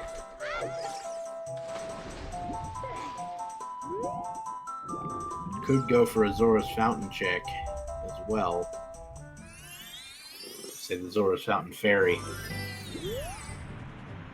I know we still have a lot open to us, but I don't know if you're gonna go all the way up to here. I wonder if you go into Jabu. Oh, Let's see. I see. We're gonna check that other thing that requires the Song of Storms over here, which is the frogs in the rain check, or Frogs 1, as it is sometimes called.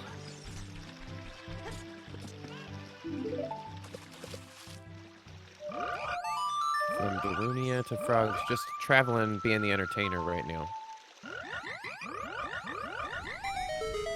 Now that song goes do do do do do do do do.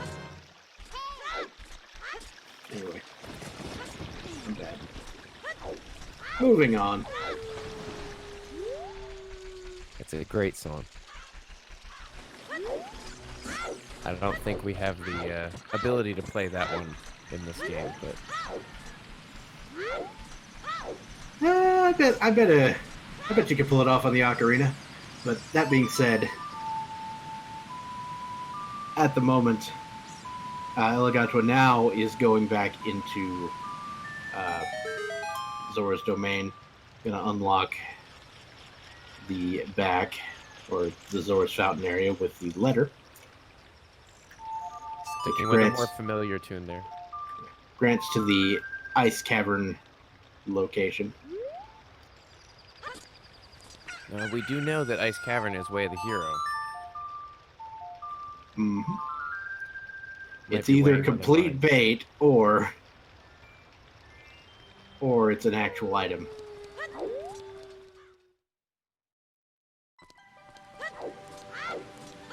Like, the only way it could really be bait right now is if it's Requiem for Key, Logic, and Spirit. And even then, sometimes the Key, Logic, and Spirit is actually good. Like, sometimes the boss key is on the left side of Spirit, and what are you going to do, right? Very true. Interestingly enough, Elagatua is pulling out the fish. Oh yeah, Elagatua has grabbed Ferori's Wind, as you said before. So that is going to give access, a quick return to Jabu Jabu when necessary.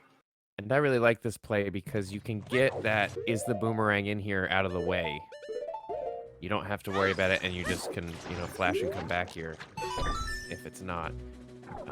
And while Elagatua enters Jabu Jabu's belly, we've got the Volvagia fight over on Drooness' side. So we'll get that timer up on his side and see if he can take down the dragon. Well, Drooness actually did purchase a Goron tunic, so I think the timer will not be an issue here.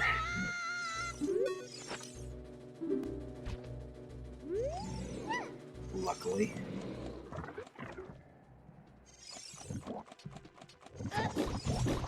So yeah, basically, between cycles, you want 3 hits in the hole. And you want 1 hit before the very first hit. And once you've taken care of that, a couple of quick hits just deals with it.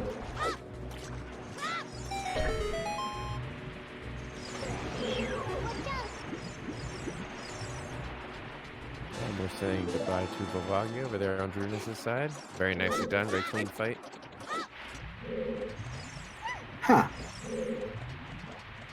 I never considered side hopping off of that ledge to get to the side.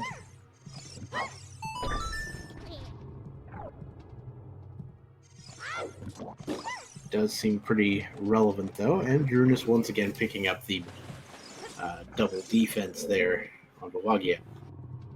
Now, I don't know if Drooness actually went for the hammer chest or not. Probably. But even if not, I don't imagine Drooness will be going back into the dungeon.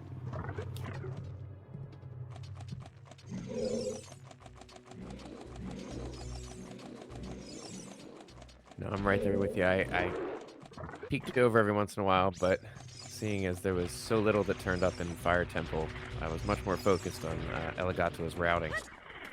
Alright, so vanilla boomerang chest.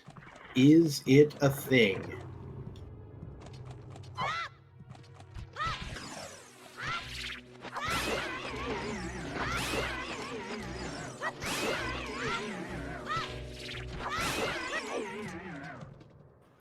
Elagatua was like, I got sticks for days. I can use these all day, every day. No. And straight Garbo. Interesting, nuts. Oh, yeah, we don't have magic for Ferrari's Wind. Duh. Sorry, I'm a dumb.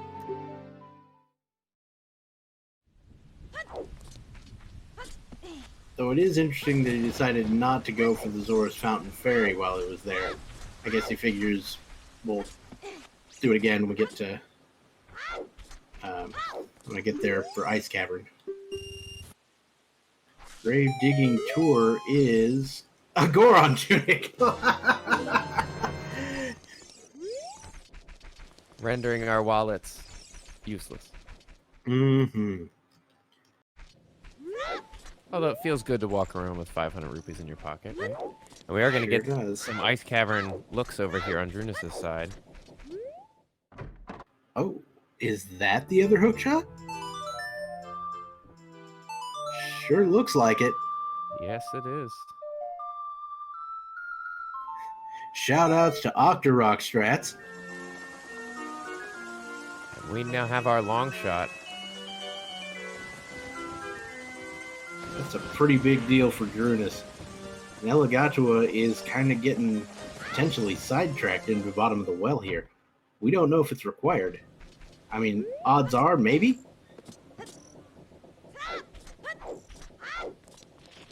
There's Zora's River Way of the Hero. I believe we've seen that one already, though. I think that's the second one of those. Yeah, but what was there? Oh, lens. Lens bait. Lens bait. Getting another Skulltula. Oh, this is actually Elagatua's first Skulltula check. We know this is nothing. Gonna take a look at what's at the bottom of the lake here. What have we?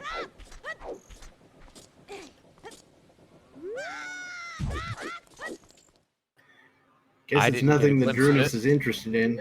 But Drooness is letting me know that it's not worth it.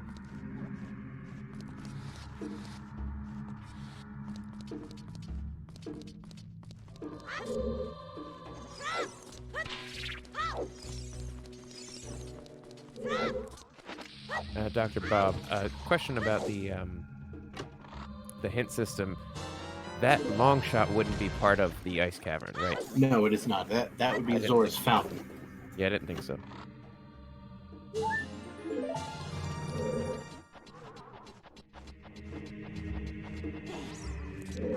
Well, we're gonna find out soon enough if this ice cavern play pans out.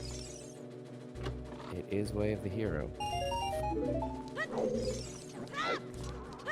We have simultaneous side dungeons checks right here. We have the well on Elagatua's side, as well as Ice Cavern.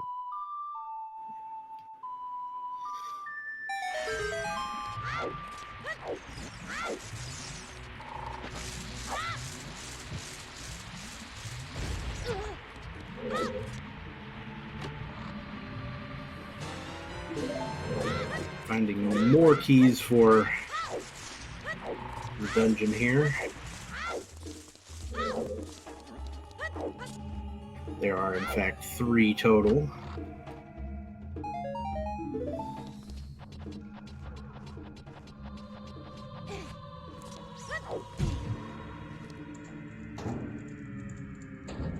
Making use of that long shot.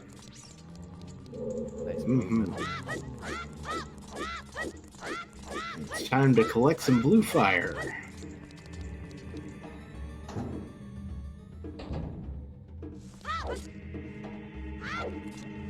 Elagatua obviously not interested in what he saw inside the coffin.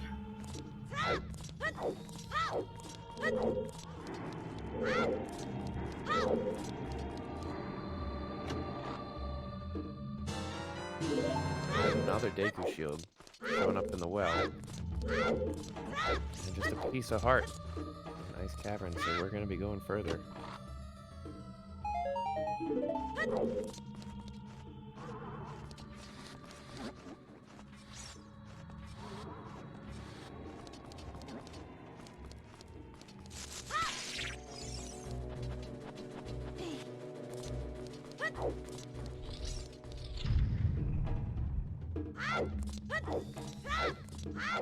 Checking Stephen J. Chesterton, Esquire, for some bomb shoes there.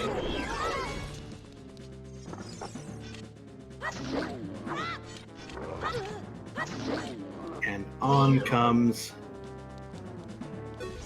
good old Dead Hand. Oh, BGS. I was like, what is that? That's bigger on sword. I'll take it. Definitely worth spending some blue fire on that. Especially when there's one right over there that you can just pick up.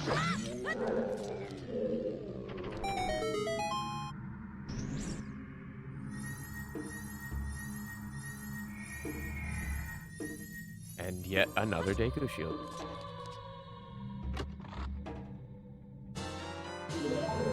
Ice arrows on Elagatua's side. Well,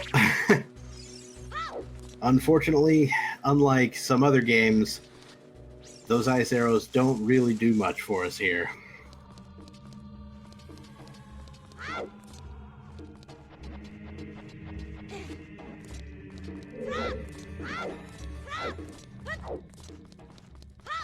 They can be used for a bongo strat that's kind of fun to see. Oh, hello! Second strength. Silver gauntlets in the well. That is a big deal, as we know that Spirit Temple is going to require that strength. Now, of course, there could be another strength available somewhere.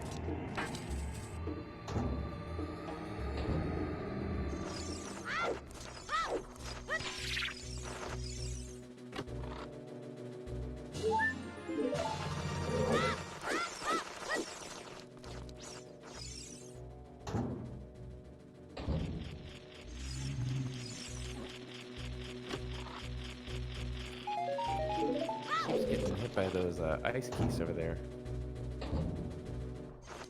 So, I'm guessing that the small key was in its vanilla location inside the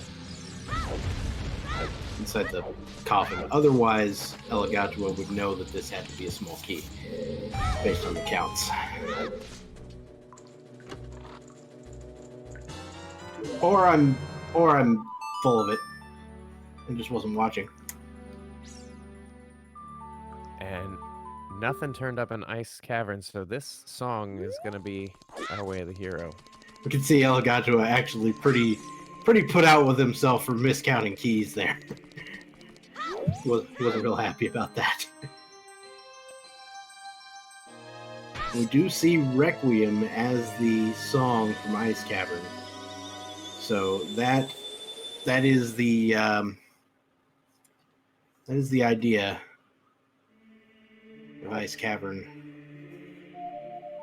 being required. It looks like Drooness is going to go for Water Temple here. We do know that Water Temple is required, so no surprises here. I wonder if Drooness will go for the full clear or not.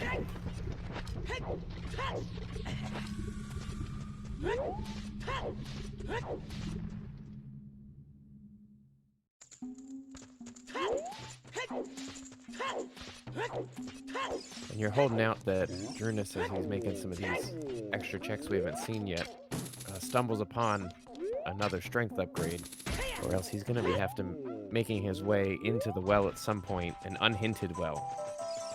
Yeah. I mean, I imagine a well check is, probably going to happen once he gets the Song of Storms. But who knows? We could find, say, Din's Fire here in Water Temple, and then we'd take our sweet time getting there after beating Shadow Temple, so who knows? But it does look like Elagatua is going to join Drooness in the capture of Spirit Temple, or the Requiem Spirit here, from Ice Cavern.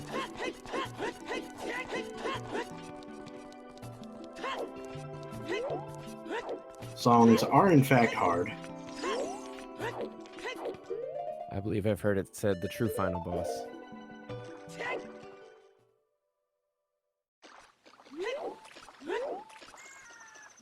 Elagatua no doubt going to be happy to see that hookshot laying here.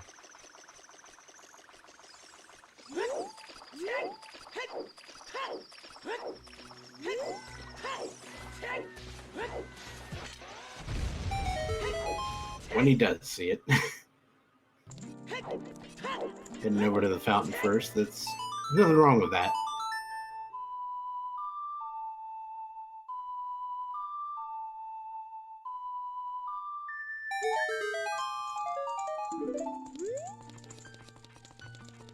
And a single arrow for your troubles.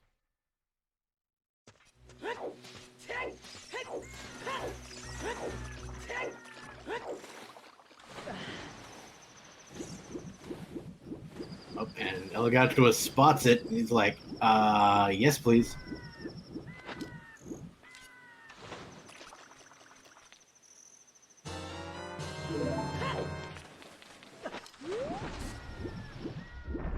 Maybe we can get a better look at what this is.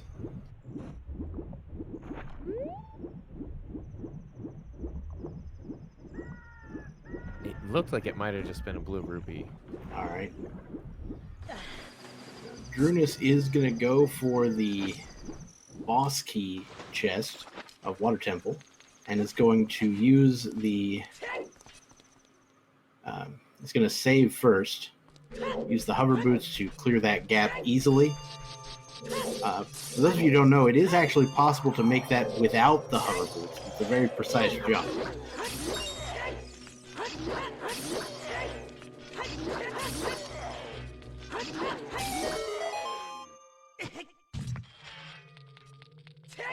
And a reset. Yep. Now that is just a heart piece. Now keep in mind, in Water Temple there are exactly 4 items that are not keys. So, not many.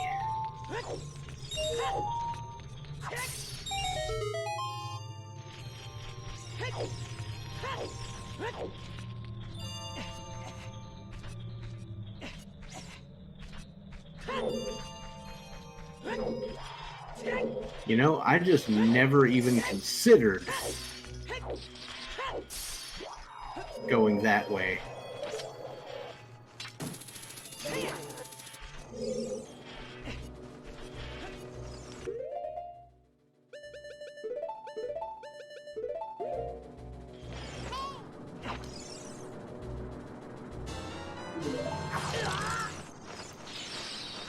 I never even considered the fact that that might be allowed.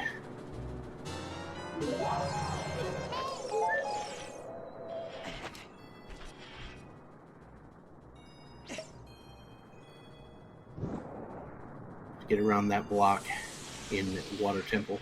Anyway, that's kind of cool.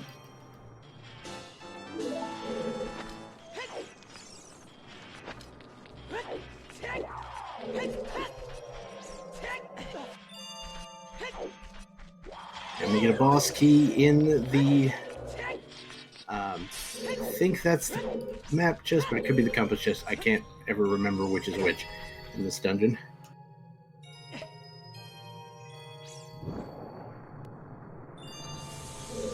Okay, what kind of shenanigans are we doing here?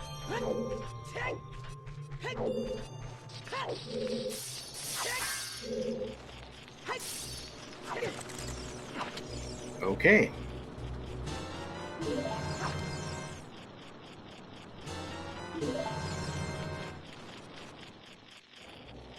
Alright, so we're going to go ahead and raise the water level back up to the top, which means Drooness likely does not wish to continue clearing out this dungeon. There was still a couple of chests that you could have gotten with the water level lowered.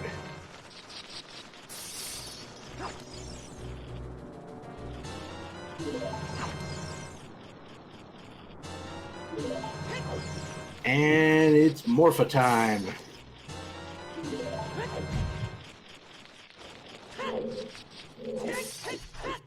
I'd call out different dinosaurs, but I don't remember all of them.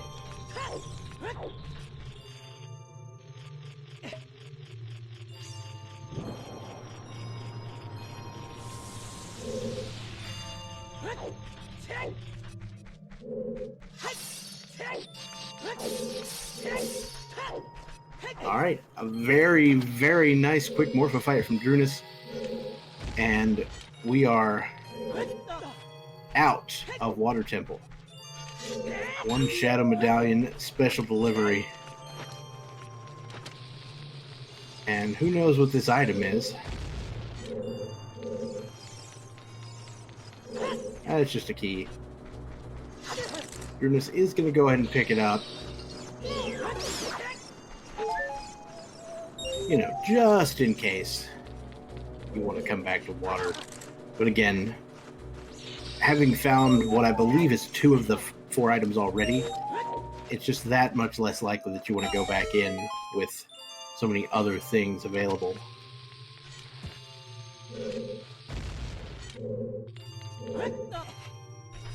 Interesting to think about. I don't know if we've gotten a hint on what was on the second cultural check. I know we've seen 40 and 50 are dead, but both runners have only checked the first one.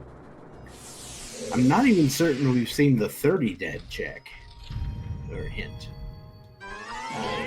And there can be a 20 hint, but it's not guaranteed.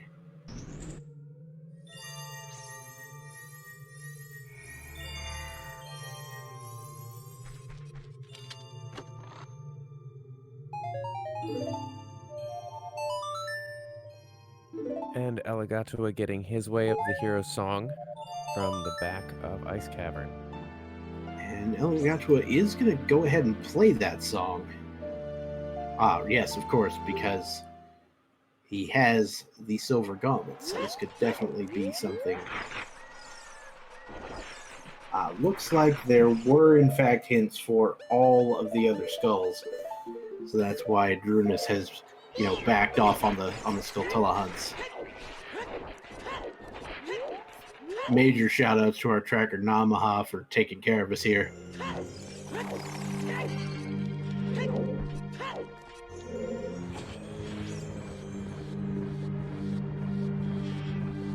Elagatua taking that strength 2 into Spirit Temple. No, Drooness, you know this already.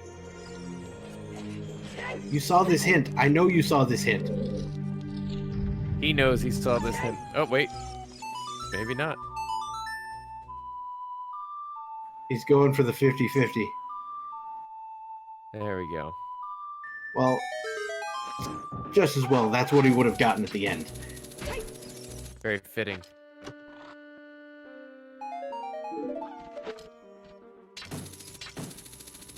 But also, you kind of need the magic before you can make use of that lens. Here we are just under the 2-hour mark, and we have yet to see magic show up. Do have an awful lot of Spirit Temple that we can look at. Though, if this next item is not a small key, we can say for certain that Requiem Spirit was absolutely required, not just logically. There we go. That's it. You have to go to Child's Spirit to get a key. Living up to its way of the hero. Spirit key logic is not a thing. It is a thing, but it's not a thing. And getting the Castle Fairy check. I don't believe we've seen this one yet. Yeah, that seems about right. Just a piece of art. Alright, Drooness now playing Nocturne of Shadows. So this is going to be a play to the Composer Grave and the Graveyard shenanigans here. We see another Cackway the Hero hint. He might link it up with a well play here as well. Oh, he doesn't have storms yet. But he will. He's going to get it right here. This is where Storms is. It's in the Composer Grave. My apologies. Yeah. Not a big deal at all.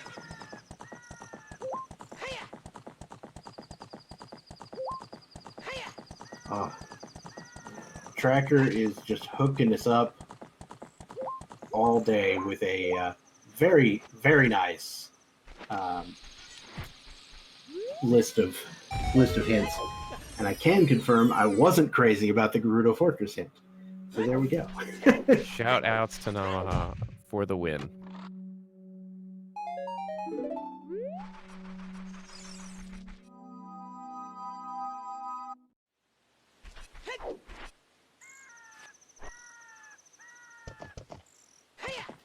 What's kind of obnoxious about these Way of the Hero hints, though, is that none of them are pointing to Din's Fire or the Boomerang, both of which are like kind of super dumb items that we'd have to find. Drooness obviously hadn't picked up this hint.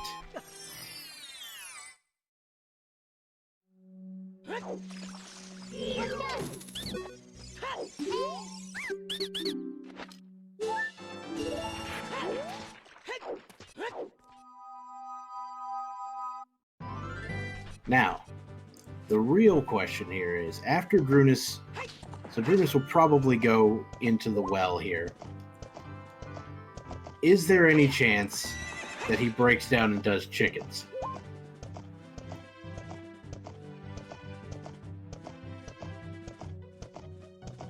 I think we'll see at least one of our players go through with it.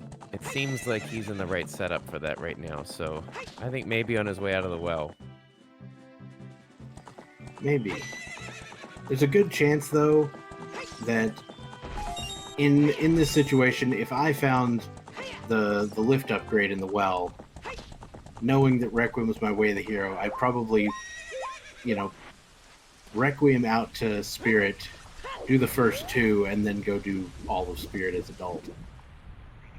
And only then, if I didn't get that, would I do chickens later. Well, it is. And I'd probably pay for it, knowing me. It is good to note, though, he will be picking up the strength after already having Requiem. So he's going to be able to head over to Child Spirit first, which is going to make a big difference for what he chooses to do with Adult Spirit Temple, as Elagatua decided to leave because he was locked out and decided to stay adult. So Elagatua will be picking up the boss key first here in Water Temple. I can definitely see why Drooness does not like to come here first, because those stingers are jerks.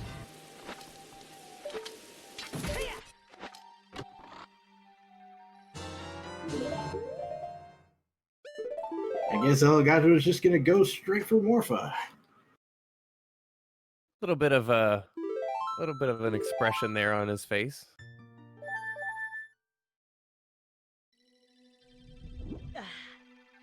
Which is certainly a valid way to do this. So we've got, again, we're still looking for magic, we're looking for the boomerang, we're looking for Din's Fire.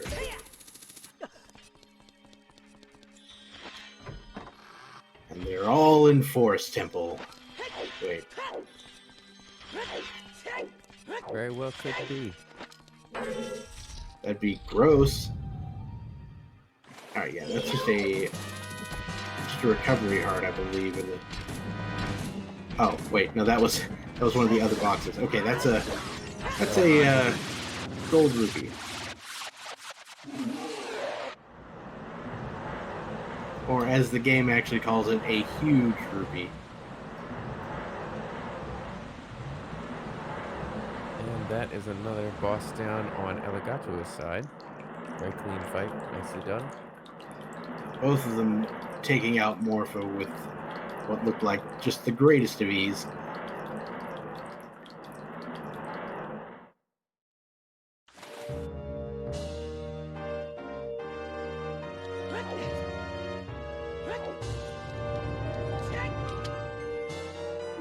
Elagatua is going to go ahead and pick up the key, just in case he decides to clear out the rest of the dungeon. But we'll see if he decides to actually proceed within.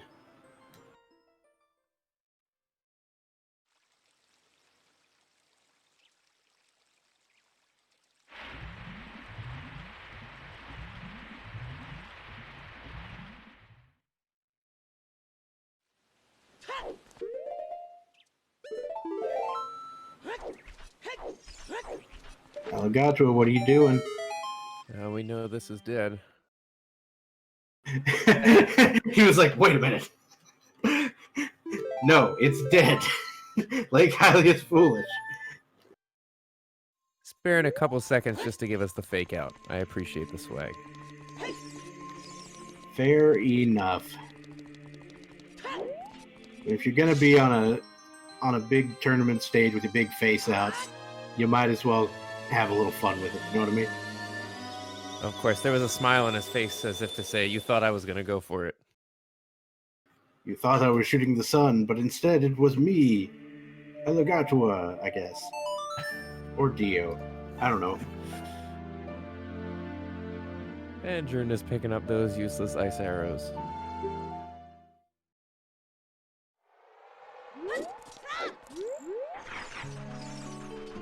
Now, while he's down here on the well, he will be happy to find his second strength upgrade. Those silver gauntlets hiding down here. And Elagatua, as we thought might be happening, he's making his way into Child Spirit now. Now, he's already been here as an adult, so he knows that this is required.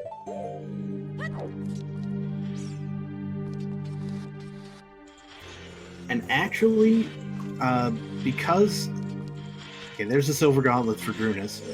Because they don't have magic, I would actually be inclined to go through the child side of Spirit just as far as I can. Mainly because there's a couple of checks that are much harder to do as adult without magic. That are much easier to do with a Deku Stick as a child. although you can theoretically use Deku Sticks as adult on Virtual Console, that's not allowed because it's only possible on Virtual Console. And you may notice one of our runners is playing on VC and the other one is playing on RetroArch. So we definitely want to keep a equal playing field there. The seed doing its best to keep it an evil playing field. That is true. Right, one small key acquired for Elagatua. And it looks like Drooness is following suit. And I think Drooness probably correctly counted the small keys in chat. Oh, there's your Din's Ooh. fire. The bottom of the well is what I meant to say, not shadow. Yeah, Din's fire on the left side of Spirit Temple. Okay, so Elagatua is going to go ahead and peace out back to adult time. Now, there are a couple of checks. Like, one of the checks you can do without magic as adult, but it requires pulling the statue from the floor all the way up the stairs so that you can shoot a torch and hit the torches down below. It's kind of gross. And the other one in the sunblock room, I don't really know a way to do it without magic. So the expectation on the seeds part is that you'll do some furniture moving for it, but with no reward of pizza or anything afterwards. Yeah, that's just not fair at all. And we'll see what Drooness chooses to do as he's making his way through Child Side Spirit. He may go a little further. But he too is just a few moments away from grabbing that Din's fire. All too important, Din's fire.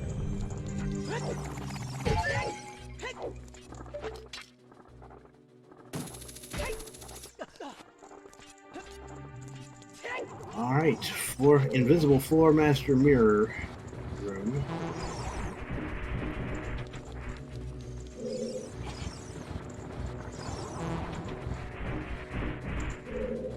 Din's fire acquired for Drooness.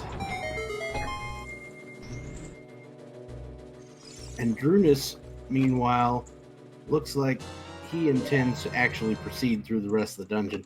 We see a gold scale for Elagatua, which, could have logically been required for something, but we all know that Lake Hylia is foolish, and so the lab dive is not a thing we need to do.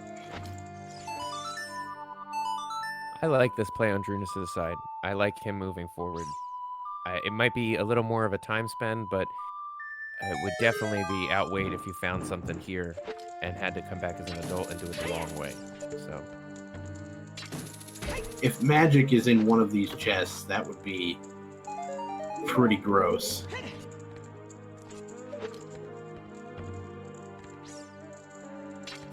Nice chew and slingshot strat from the entrance to this room on Drooness' part.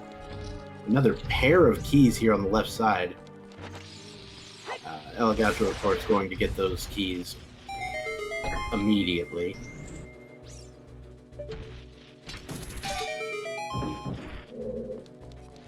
Now, another strat I've recently seen here is doing a little bit of flame storage up top to bring a fire source into the sunblock room. Once again, Drooness also electing to leave here. That does mean that the sunblock room is going to be inaccessible to him as well.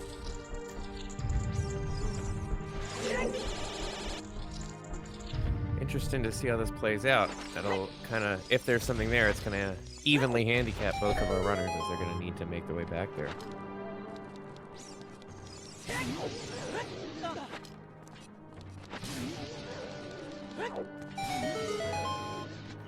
Elagatua managing to defeat all of the Anubis mimic guards with that fire. With the clever use of the hover boots. I actually found out the other day you can do that without hover boots, and the game even has a mechanism in there to do that. There's a sunk time block you can make appear. I was not aware of that strat. But it's also possible to do it without the hover boots, period, if you're just real good. Oh, and there's our boomerang. Okay, Spirit Temple paying out big.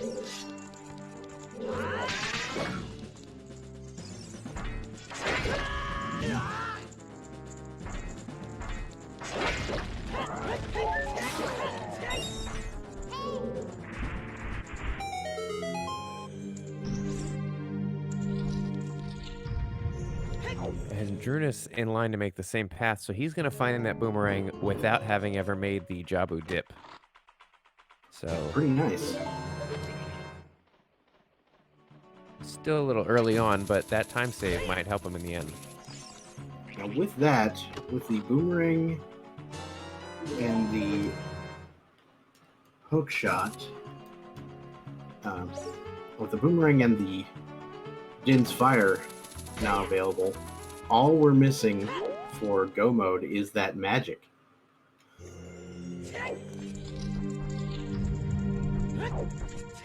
And we know there won't be a required magic inside Shadow Temple, because you gotta have magic to get in there in the first place. Magic could be deeper in Jabu. Yep. Or it could be in that one sunblock chest here in Spirit. Which would be annoying for both players. My personal bet is still on Forest Temple. I was just about to say, I think it's going to be in Forest. Just because Forest always finds a way to rear its ugly, slow head. And you know if it's there, it won't be early on. Oh, of course not. Forest Temple actually is Palace of Darkness, just in disguise.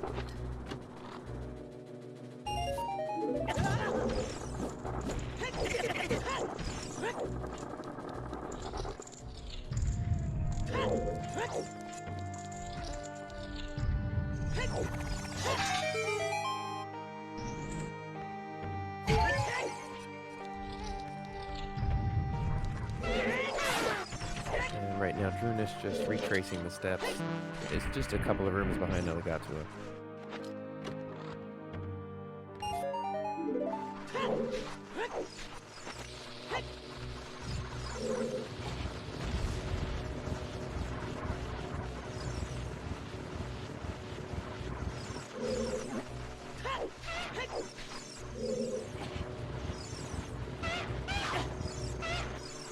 That is one of my favorite little strategies there in the mirror room here, is leaving the Lizalfos alive so that you can take damage and prematurely let go of the mirror.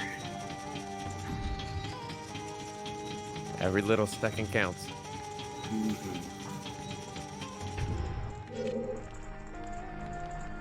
All right, time to head to Twin Rova.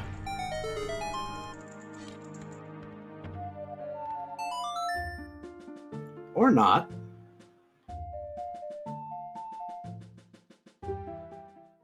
Elagatua deciding this is not the play he wants to make. Interesting.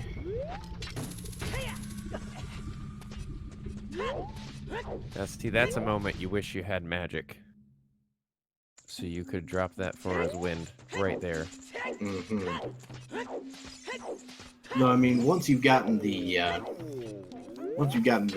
thing from the ceiling down, it's not that hard to get back over there. I guess he's going for Forest Temple. There's technically more checks available there. Drooness giving a little excitement over there on the face cam. Happy to see that boomerang show up. And that brings Drooness up to the same spot. He is now just looking for his magic.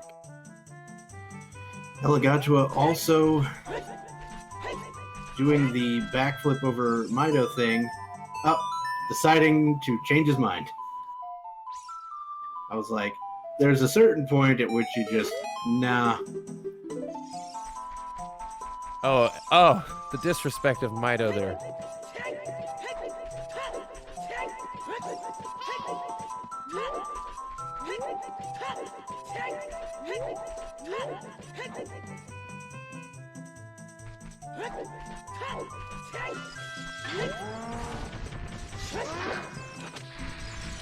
Interestingly enough, drooness is now going into the back of the sunblock room.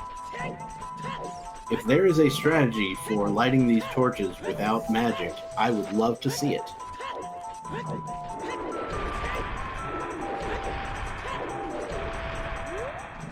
I mean, he wouldn't be collecting these rupees if there weren't, so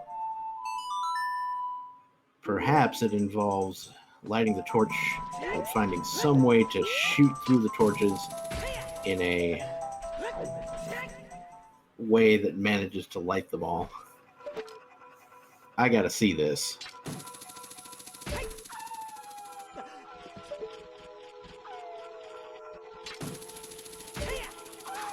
So you shoot while backflipping. And there you have it. Okay. Ladies and gentlemen, I mean, you may have known that that was a thing, but I sure did not. And I think now we understand why Elagatua didn't go through. Okay, yeah. The boss key there. That explains why Elagatua was unable to get to Twin Rova.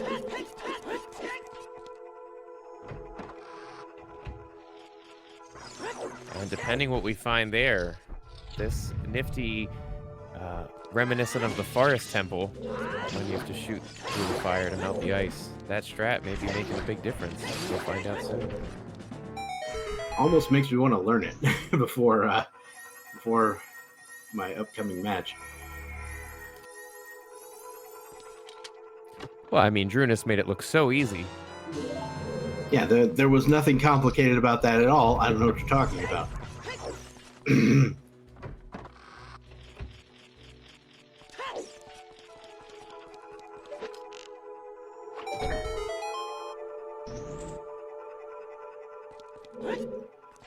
I see. That's another little strat there. Drooness got right up next to that Beamos in a way that it wouldn't actually be able to see him as he tried to get up the wall. It's a little faster strat there. Or not necessarily faster, but it gives you more time to actually line up your shot. So you don't have to climb the wall. Because climbing that wall is butts.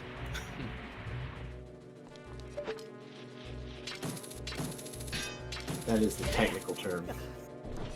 Well, I think we want to avoid anything that is, to quote you, butts. Correct. I'm sitting on the edge of my seat here to see what happens with this Twin Rova move. Oh, yeah. If you're in Drooness' camp, you're really hoping to see magic there. And if you're in Elagatua's camp, you are hoping magic somewhere here deep in forest.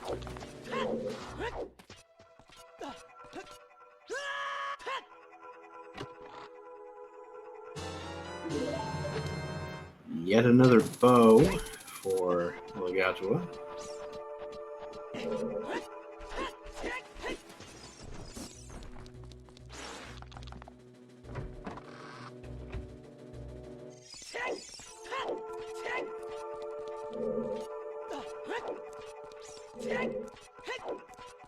And we shouldn't be seeing a warp away. There we go. All right. We got Naburu in an Iron Knuckle costume. I wonder if that model actually has Naburu's model underneath it. I know it does for the cutscene, right? I'm sure there's a way to figure that out. Yeah, somebody's probably done the research. And at war with the elements here.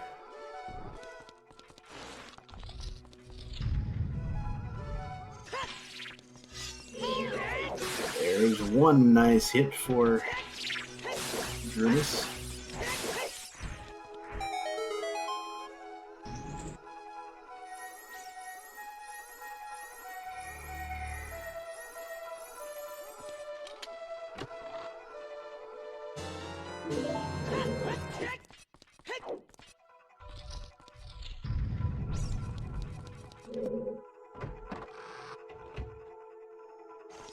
Making use of those hook shots. Oh! Barely. Avoids. Barely having to miss that shot. Sometimes the witch just moves out of the way. Just the wrong way. The hook shots can let you manipulate their movements a little bit, but at a certain point, there is still some RNG that flows into this. That is going to do it for phase 1.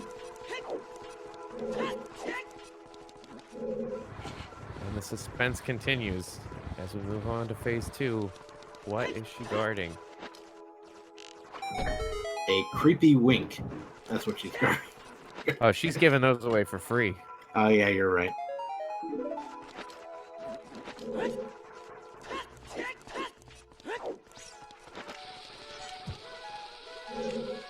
Yeah, I've always loved the mirror shield absorbing strategy. I wish it was used more in the game.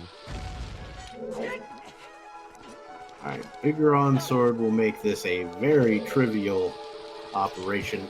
3 hits with jump slash damage. Of course, you may notice that one of those was not jump slashing. And that's because, or a couple of those were not jump slashing, because of power crouch stabs, which are a very, very interesting oversight in the code that we use to our advantage often. Looks like just a purple rupee on the Twin Rova check, so that's going to do it for that. So as of right, oh, And there's the magic. It is. Elagatua finds the magic in Forest Temple and is now going to go back to Forest and finish, or back to Spirit and finish it. Meanwhile, Drooness looks to be heading to Forest Temple to do the same thing. And just as we thought, pretty deep in forest. Yep. In the vanilla boss key chest. So, yeah. Elagatua will... Now, as we saw before, it's actually not that hard to get back in.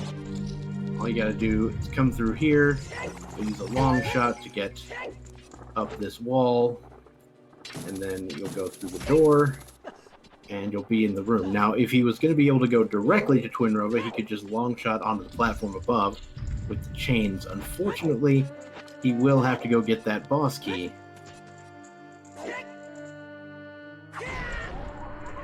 Ah, yes, he hasn't done this check.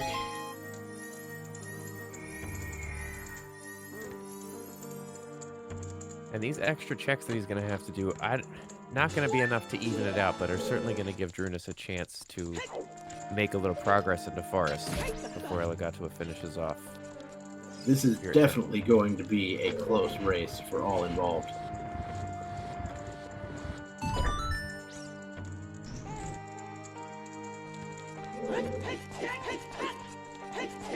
And I mean, don't count Drooness out. There could be, for one, there could be some terrible Twin Rova RNG. That is definitely a thing that can happen. And number 2, you know, weird things can happen along the way. It is all up to executing properly, which I know both of our runners can do, but everybody's human. Well, that Elagatua dipping out as a child early is really working in Drooness' favor right now, as he's getting a chance to make that progress.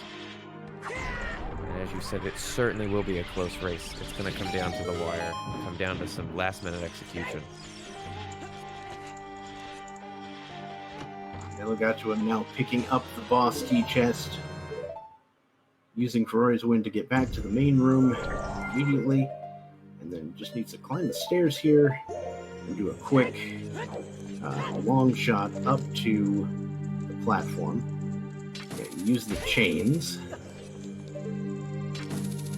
Now, interestingly enough, the actual trigger that makes the platform stay down is not doing the platform, but actually burning the face off of the statue. If you don't do that, the platform will be back up. Ask me how I know. Well, Dr. Bobtastic, how do you know? Because I might have done it a few times. Or at least once. Seems like one of those, you do it once, you don't do it again. Yeah, fair enough. Oh, Drooness is getting harassed by this Octorok here. There we go, making his way up the wall. Elagatua gets a good first hit on Twin Rova.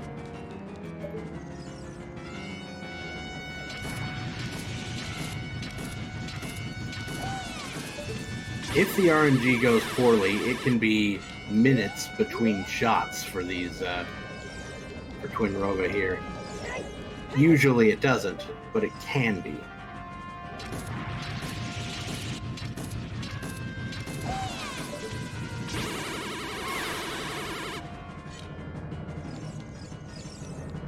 I just need one more shot for Elagatua.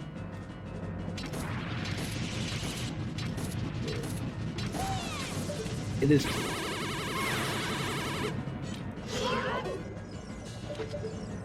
Looks good. Moving on to phase 2. It's also possible, depending on like when the fourth hit happens, if one of them is wanting to fire another shot at that point, you could get more shots after it, which is just annoying.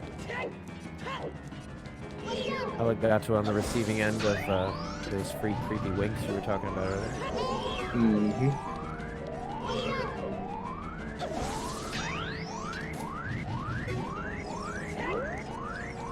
Drooness is inching ever closer to his magic.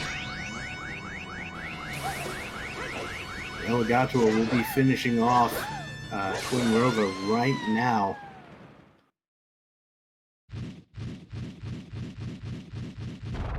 And so now, with the magic, all we have left is Shadow Temple and Jabu Jabu, both of which are going to be a fairly linear experience for both runners.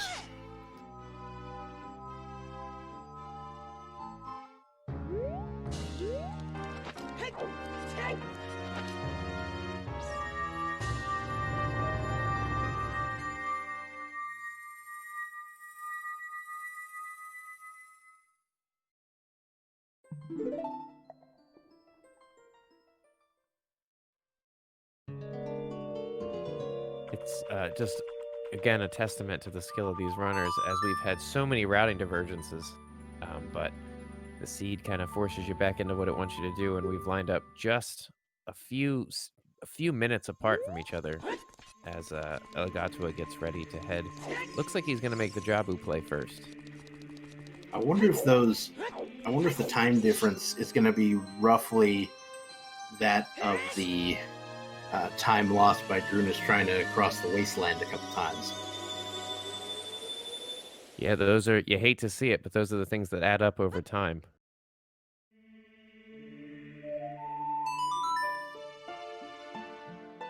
Because as we know, the next chest that Drooness opens, probably the second chest that Drooness opens after this, will probably be that boss key chest, and it definitely contains the magic we're looking for.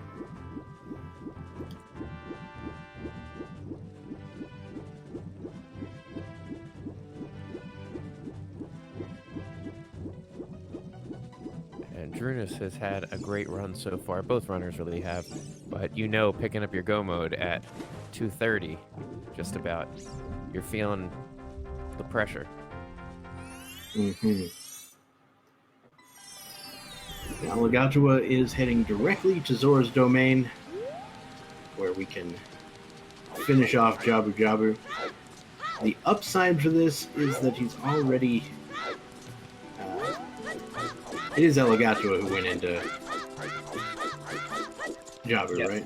Yeah, because he had Auroras but no magic. And So- Drooness hasn't picked up Auroras. So the upside here being that Elagatua will be able to complete, or to just walk in and grab Ruto from the main room instead of having to go downstairs again. The downside being he had to come up here on his own the first time.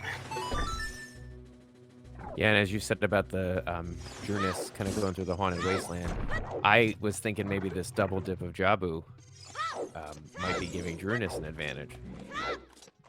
So it's interesting to see how these things play out. All right, so Drooness will be picking up Go Mode very shortly, and we'll be all down to how well can we execute the end game. And you see the relief right there. Hand on the heart, taking a deep breath. It looks like Drooness Drooness has will Go Mode. also be making the play toward Jabu first. Both runners will eventually have to beat Shadow Temple, but I certainly don't fault anybody for wanting to put it off.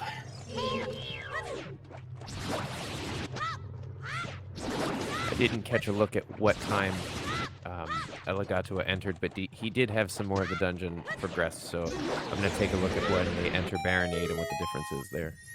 All right. It's a pretty solid check. Oh, I guess Drooness decided to go to Shadow instead. Never mind.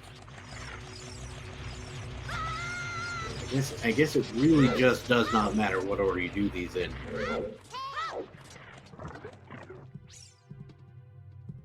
I don't know anybody who would completely skip these first two chests, but I might be, meeting one of them.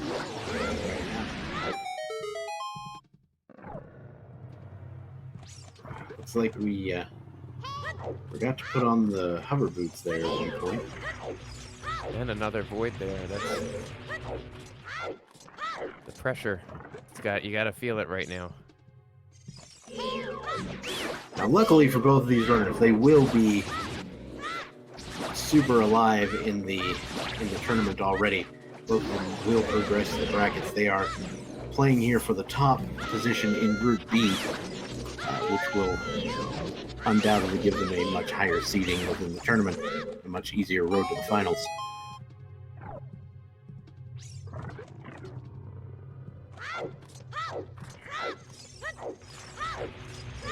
Keeping in mind that the cash prizes for this tournament, they're not just for the winner. There are plenty of prizes all around.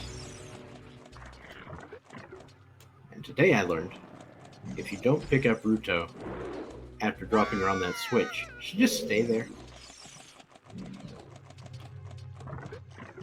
Adding it to the list of impressive things that we've been able to glean from both these runners. I think my favorite was that sunroom strat, though, I'll have to say. Oh yeah, absolutely. And a very nice jump/crouch stab spin attack strat for Dead Hand 2. Oh, and Magic lock magic, everybody. I feel like it's a balance. It's kind of a smack in the face, but it also feels good to know that you didn't miss it anywhere else. Now, the real unfortunate part here is we know there are no small keys that Drooness picked up here. So it turns out that entire section of the temple was not required. Now, you couldn't possibly know that, which is why most people won't skip it.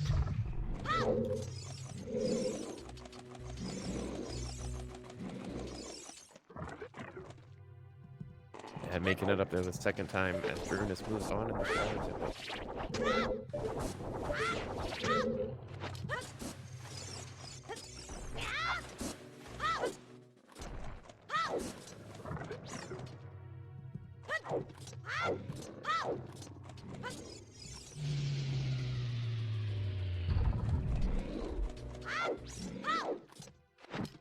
Alright, Gibdo's guarding the compass chest.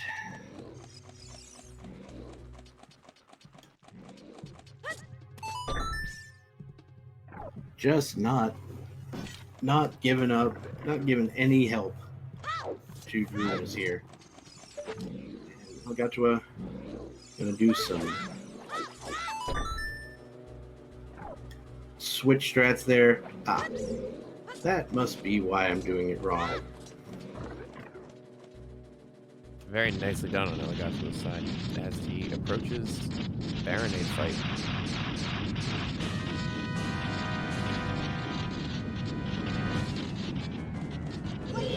Alright, Baronade, your strat here is get rid of the tentacles on the ceiling with the boomerang, then quickly hit him with the boomerang in the middle to render his berries vulnerable. Throw a Deku Net, because again, most powerful item in the game. Do the same thing again, and then commence with the beatdowns in the end. And here we are taking intentional damage to allow Baronade to get back up quicker, make it vulnerable again.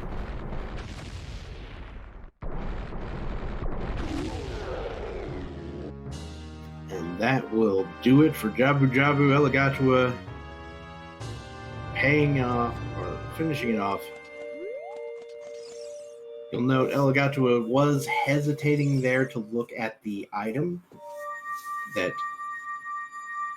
would be dropping there, and the reason for that is because there's no reason not to. You actually have to wait on Ruto to spawn in the blue warp before it becomes available. So as long as you have time, you might as well look and see if it's something you might be interested in.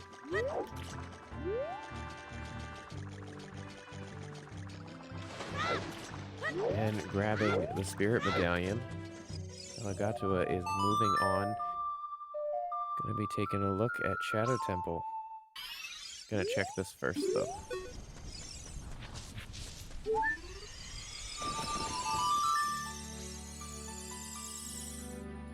Wait a minute. The fairies from the Gossip Stones restore your magic? I did not know that. I am amazed. These two are putting on a clinic of things that I need to start implementing. So for those of you who don't know, the Gossip Stones, basically all of them, I believe, will spawn a fairy if you play either Zelda Lullaby or the Song of Storms for them. A fairy that will restore your magic. Apparently. And just as we thought... Oh, sorry, go ahead. Wait a minute. Alright. So that's apparently something you can do. If you're gonna get the light arrow cutscene check, and you on the frame that you were gonna get it, play the song to go elsewhere, you can get the light arrow cutscene check when you land there.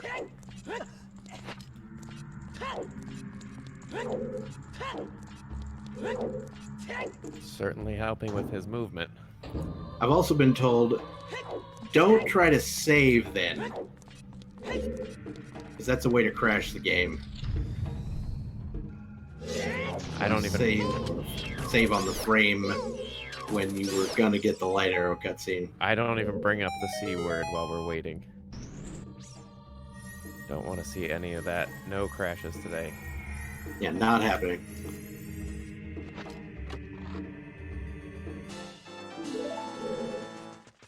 So if it does happen, we do have a fair play agreement in play that will allow runners to catch up about 15 minutes due to crashes. So it's a very nice way of dealing with these sort of things, which can unfortunately occur sometimes. Luckily, that does not appear to be a thing here.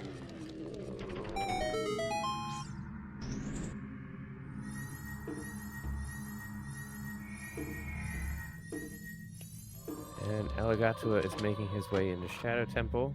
As Drooness, there he's getting that second magic, and you see just the look on his face from that's hilarious. a great treat to have the webcams for these. I think that was the Stone of Agony in the side pot room here in Shadow Temple. That is sort of another down side for Drooness not having the Ferrari's Wind. Do you remember exactly where that was? I don't. I'm trying to think of where. I think it might have been one of the. Was it Death Mountain? Was it one of the fairies up there? I know he picked it up around that area. Yeah, I think you're right. I think it might have been the Din's or not the Summit Fairy.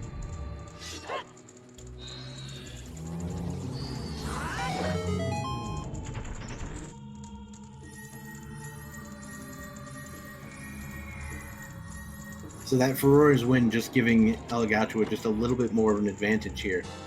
He was able to use it in Spirit Temple. He was able to use it in... I mean, I guess he could have used it in Forest Temple, though I don't think he did. But he'll also be able to use it here to gain a little time after having to check that chest. We find the other lift upgrade here in... Shadow Temple.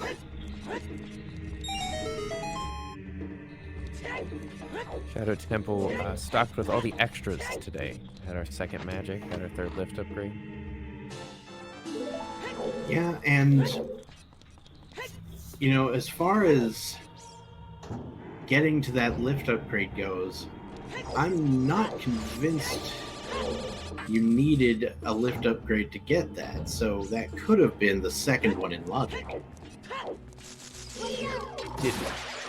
Did we need it though? We didn't need it to get to magic, right? I don't think so. Magic was in forest, right? That's right. That's right.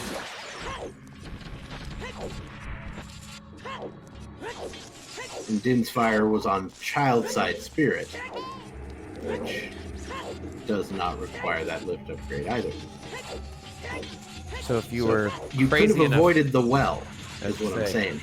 Yeah, if you're crazy enough to make the shadow play, if you'd found the items in the other order, you could have skipped that well. You would have had to made the forest play early too, and that's something I don't expect people to do, because forest is slow as Christmas.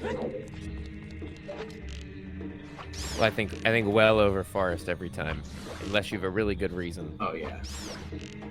Forest does have a fair amount of items, but it's not nearly as many as the well.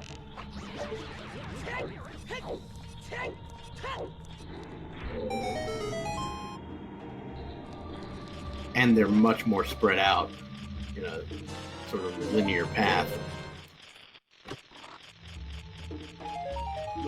Yeah, the density and the time are on your side making the well play.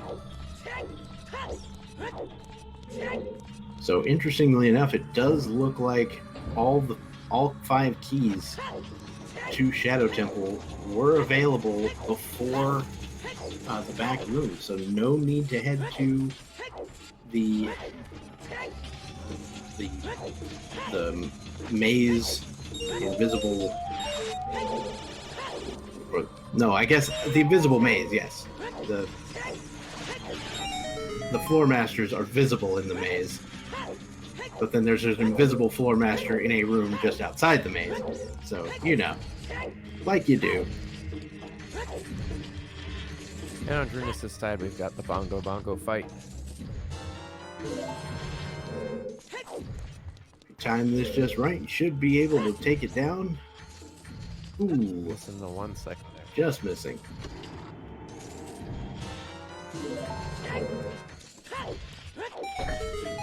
Yeah, the only problem I have with the strategy being employed there is shooting him so far away, so you get less time to employ slashes. But that is still an excellent fight on Drooness' side, and we are headed to the end game here. Drooness still does need to go beat Jabu Jabu. Elagatua getting nudged along there, but nice recovery. You might expect Elagatua to, after getting the chest in this room, you might expect him to use Ferori's Wind so he doesn't have to kill the enemies in the next room. That's a bit of a time save. I don't know if it's an actual time save because menuing is terrible, but you know how I go. Uh-oh. It's an emotional time save. And grabbing it on that second try. And we're seeing Drooness go back to Child. He's going to finish up his last medallion, which is in Jabu Jabu. And as expected, we do see that Ferori's Wind play.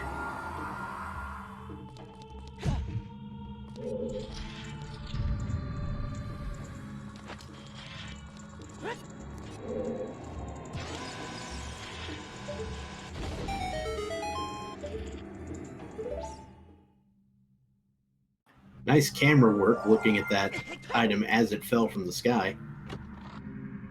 Saving yourself a little bit of time because LOL Stone of Agony. His expression said it all, or lack thereof, should I say. Mm-hmm. And overall, Elagatua having a really nice movement through Shadow Temple.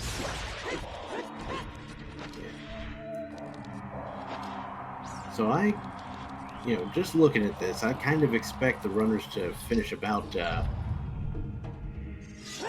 gonna have to take a look at that hallway movement again. Anyway, expecting our runners to finish, within, maybe 10 minutes of each other. It's gonna be pretty close.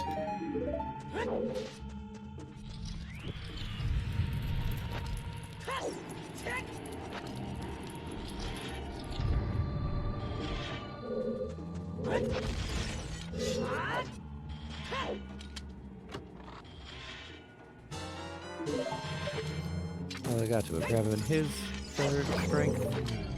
And Drooness hasn't been here yet, so he's going to drop the fish. And this will undoubtedly be that final key we were missing a while ago.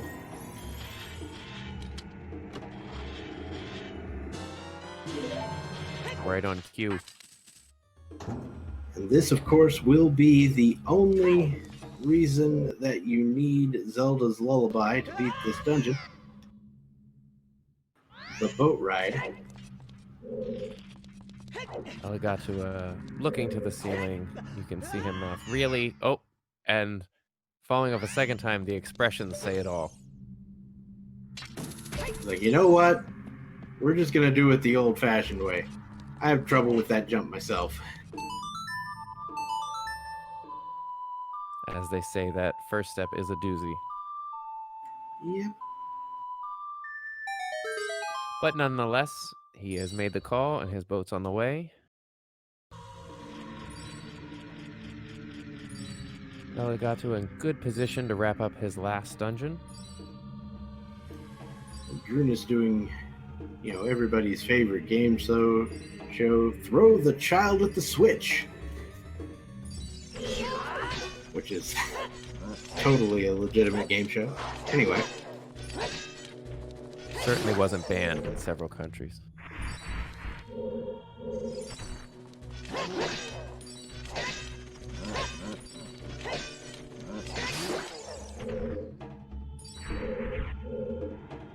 And with great form, does indeed toss the child.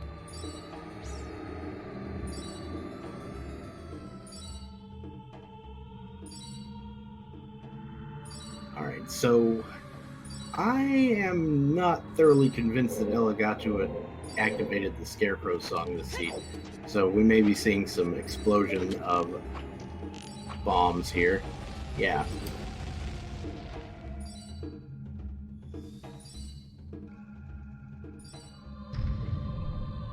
Yeah, I don't think we had Elagatua make much appearances in Lake Hylia, except for what was absolutely needed.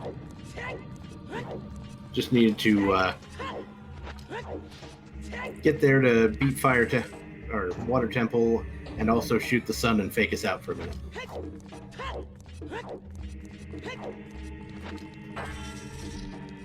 All right, it's time for Bongo. You know, I think the sub 3 is still in the cards here, possibly, for Elagatua.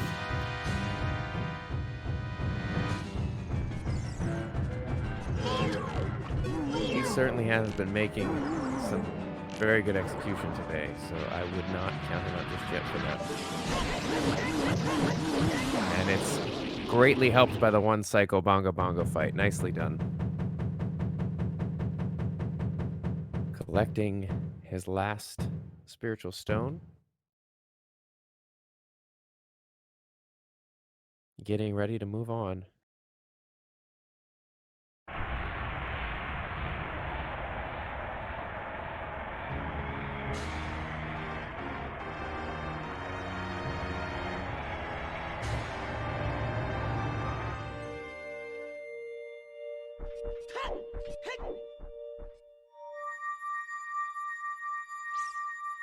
All right, so Elagatua now heading up to Ganon's castle. You know, good runners of this will tend to finish Ganon's castle inside of, 7 minutes or so. So this is going to be pretty good. Pretty close time.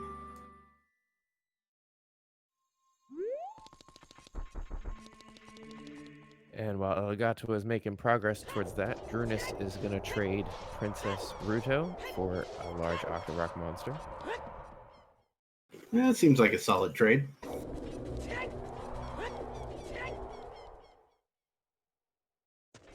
Well, at least the Octorok monster won't ask you to marry him. There is that.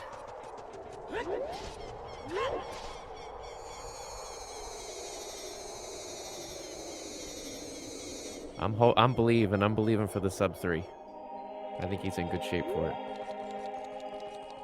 Okay, that is yet another version of the fight that I hadn't seen yet. It does work. You just take a little bit of intentional damage and then walk through backwards, like the case may be.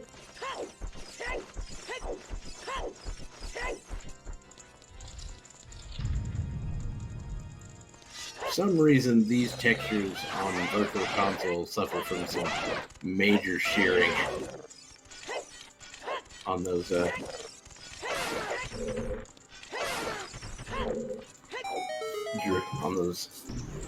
items there. Drooness just going to show off here. Oh, missing that strat though. Gonna go for it a second time. Very nicely done.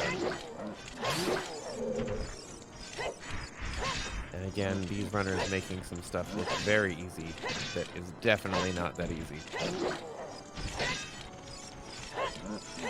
Agreed.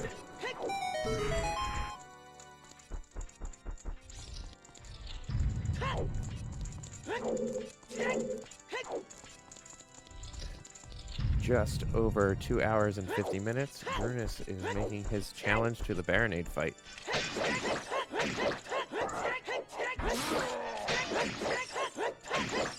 Elagatua is just having a real fun time just stabbing backwards at things all day long.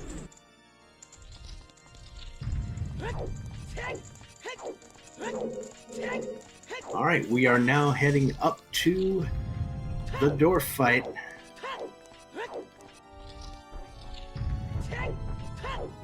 Meanwhile, Drooness having a little bit of a problem with phase 3 of Baronade.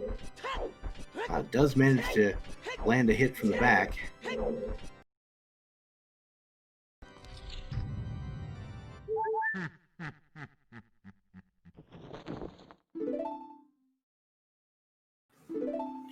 Find the arrows in Kakiri Forest? Yeah, I think we did.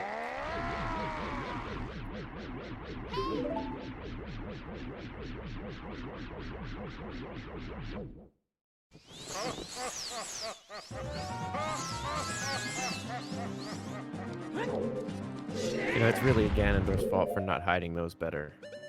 Yeah, I mean, that's just a pure oversight.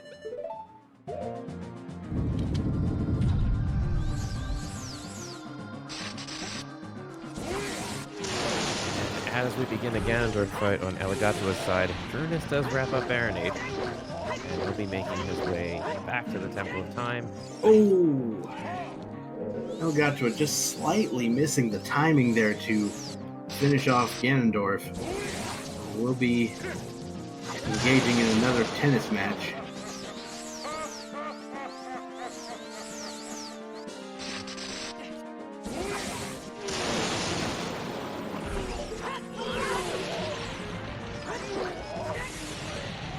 No problems the second time around.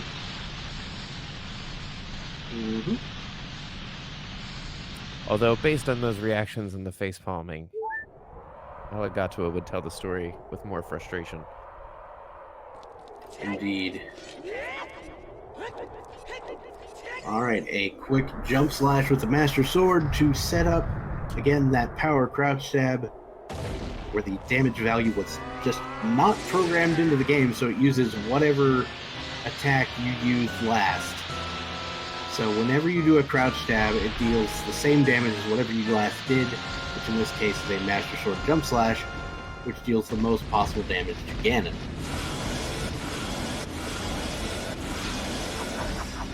Allows you to get through phase 1 in 3 hits and phase 2 in 5.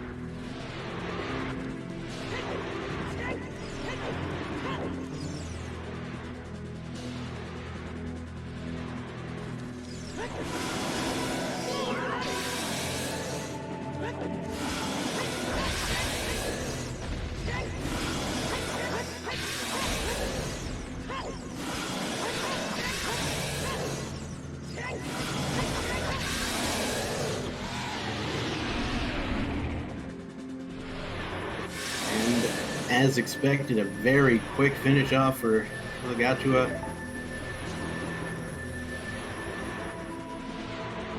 And just one more slash to the face, and that will do it.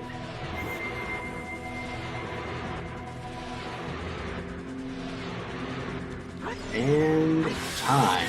Elagatua finishing first place with an official racetime.gg time of 2 hours, 57 minutes, and 9 seconds. Congratulations to our winner.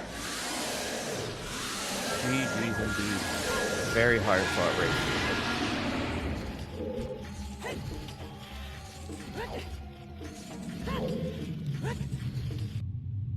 And over there on Drooness' side, we are just a few seconds away from a Ganon fight of our own.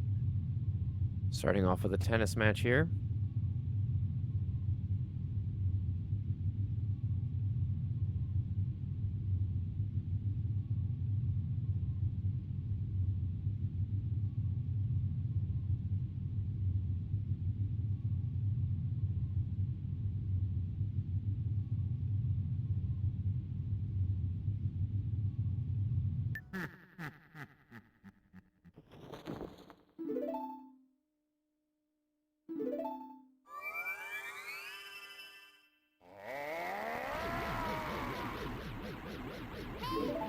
And as Drooness finishes up too, we'll see if we can get both these runners in chat.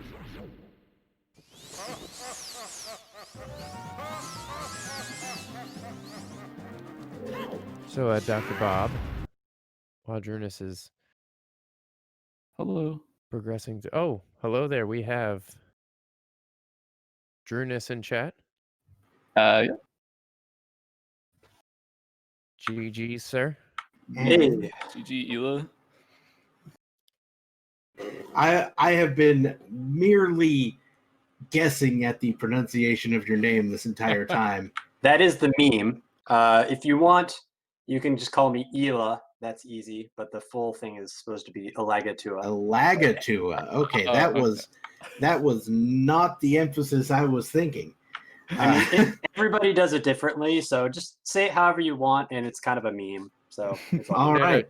Just don't listen to the restream, and you'll never know that's not how we said it. So you're not the first restream that's butchered it, so it's a proud tradition. I spent a solid 3 hours putting the emphasis on the ga, so there we go.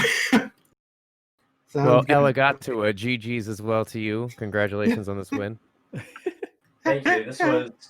It was pretty scary, and I don't think this is just like a classic rando race, right? Like go everywhere, and then the entire time difference is decided by water temple boss key check orders. So that's classic, right? Yeah, that definitely was pretty close in that respect. Yeah. I think the only thing we figured out you could have potentially skipped was the well. You could have skipped that, but that was only if you did something crazy and went to Forest Temple first. Yeah. I was pretty sure that Forest Temple had magic for a really long time, but because there was like so much of the seed locked by magic, you never really want to actually go to Forest until you've cleared all your progression, because you might just find the second magic lying around. I really kind of went out of the way trying to find it. I even did Shoot the Sun, just to see if it would show up in Baron Hylia, because technically it's ZL locked behind Longshot, so it could technically be there. But it ended up being in Shadow, so you had to do Forest in the end. I think I picked the right time to do it. It was either Forest Temple, Toilet, Chickens, or Pierre having the logical magic, so it was a pretty easy decision. Yeah, for me it was like Forest, Chickens, Deep Fire, and then like some cleanup around the mountain and stuff. But either that or I'd go Jabu looking for magic too. But I was like, if it's in Forest and magic 2 is not in Jabu, I can save a ton of time by just going to Forest now. So before I even went to Jabu, I did Forest Temple for magic. I ended up bailing out of Spirit Temple when I couldn't find boss key, because I didn't want to do the checks, the magicless checks. I actually failed the sunblock room strat yesterday in my race, and I was like, I'm 99% sure it's in Forest anyway. I might as well just go there and get in go mode, and then I'll come back. Because if it's on the map chest, then you have to pull the stupid statue up, and then I'm going to do the sunblock chest first. So it's like, if it ends up in the map chest, I'm spending 3 minutes getting this boss key anyway. It's probably just faster to go to Forest. Yeah, I went up to map chest as child. Like I went all the way to map chest as child, and then when I went adult, I did bow crap, but I got it first try. So yeah, I was actually completely unaware that there was a strat for that. I had seen the strat for, pulling the statue for 8 years, but not that particular strat. So that was very interesting to see. So one thing that I found interesting on your side, Drooness, is it looked like you were much more comfortable crossing the wasteland without the lens at night, which I find very difficult to do. I think like a lot of the difficulty, I guess, like at least in my mind, because this is the way I see it. But I have difficulty seeing the flags at night. But as far as the terrain goes, I can see it perfectly. So like, I never have to use the flags anyway, so I don't really care if it's nighttime. Like daytime, I don't know. Something about the sand is just like too bright, and I can't see anything. But yeah, I failed Wasteland twice at daytime, so I just played Suns, and it was like night and day. That's interesting. I've never seen that before. Yeah, I don't know. Yeah. So another question I had for Ella. I noticed that after the well, you were kind of beating yourself up over something. What was going on there? Well, it was mostly just Deep Fire, and I was a little worried that I think it was over Deep Fire because I kind of got the feeling that this seed would be like a go everywhere seed, and so when I committed to Deep Fire, originally I was hoping that there's only one small key left, and there was 5 checks left. So when there's only one key left, I was hoping that it would be in the Pierre chest or in Hammer chest because then I can just skip those. And then when I went all the way to Deep Fire and I did highest score on, then the key was there. So I felt like I had to keep going to do Hammer chest. But I know Drew is like his execution is really good, and so if you sink 4 minutes into something and you don't get anything out of it, and then everybody just has to clear the whole seed, then I was very worried that I was going to get sniped by like a minute or two due to like the combination of small things. And so that was kind of sticking in my mind. But in the end, it helped a little bit because when I was searching for magic after Spirit Temple, there was just kind of like no checks left for it to be other than Forest. So I didn't really have to feel like it was a gamble going there looking for it. Right. Another thing that helped you out, possibly a little subtly, but it's actually quite a bit that this can help you with was you actually found Ferora's Wind when your opponent did not. Oh, that's pretty big. Yeah. Yeah, but Where I was didn't have that? magic until Go mode, so I didn't really yeah, get to use it fair. very much. You get to use it in like Shadow for like one room. I used it in Shadow, and I also used it in Spirit, because when I was getting the Sunblock room, I could drop Ferora's back in the main room and not have to push the Sunblock. Yeah. Oh, and I remembered what I was mad about in Bottom of the Well. I was mad because I opened the basement chest, even though I knew it had to be a key. That's what it was. That's Right, the it's worst. the key count. Yeah, we had missed what was in the coffin, both of us, and we thought maybe that's why you kept going, that maybe there was a key in there, but then we saw it on Drooness' side, so. I had a lot of trouble seeing the coffin item. I don't know. Like I did like the side hop thing, but it just like the model just didn't show up. And I had to check it from the other side, and it was gold rippy. Guess it doesn't matter, but There are just so many techniques that were used by both of you that I had never considered, like the jump as adult to get the lens, the sort of side hop, back walking through the wind tunnel in Shadow Temple, just all these sorts of things that I just never even considered looking at. yeah, I mean, like both of us have been around for a really long time, and as far as I know, we're both pretty big fans of Arthur Houdini. So. Yeah, Arthur's taught me everything I know, and I basically failed like 3 of his strats in this run, and I think I apologized to him, but you couldn't hear it. Yeah, shout outs to Arthur. Just out of curiosity, can you spell that for me so I can look it up and start being like actually good? Yeah. It's ARTHUROUDINI. His YouTube channel is awesome. He's got like a lot of little optimizations. So I think probably like a lot of the little things, like the ground jumps in Forest Temple was stolen from him. There's some optimizations in Fire Temple that I picked up on recently that he taught me. I saw you, Drones. You do the crazy block push skip in Water Temple that just blows my mind. And I saw you did it again. I can't believe that you actually put that in your runs. It's so crazy. Yeah, I'm pretty sure it's faster. Like if you have hover boots, I'm pretty sure it's faster than like shooting the target twice. I guess like you technically only have to shoot it once if you just do the top. But if I was gonna do the top and then go around and shoot the target, then I may as well just do the bomb strat anyway. It's not that hard either, so. Yeah, that's another one I just VC, so. could not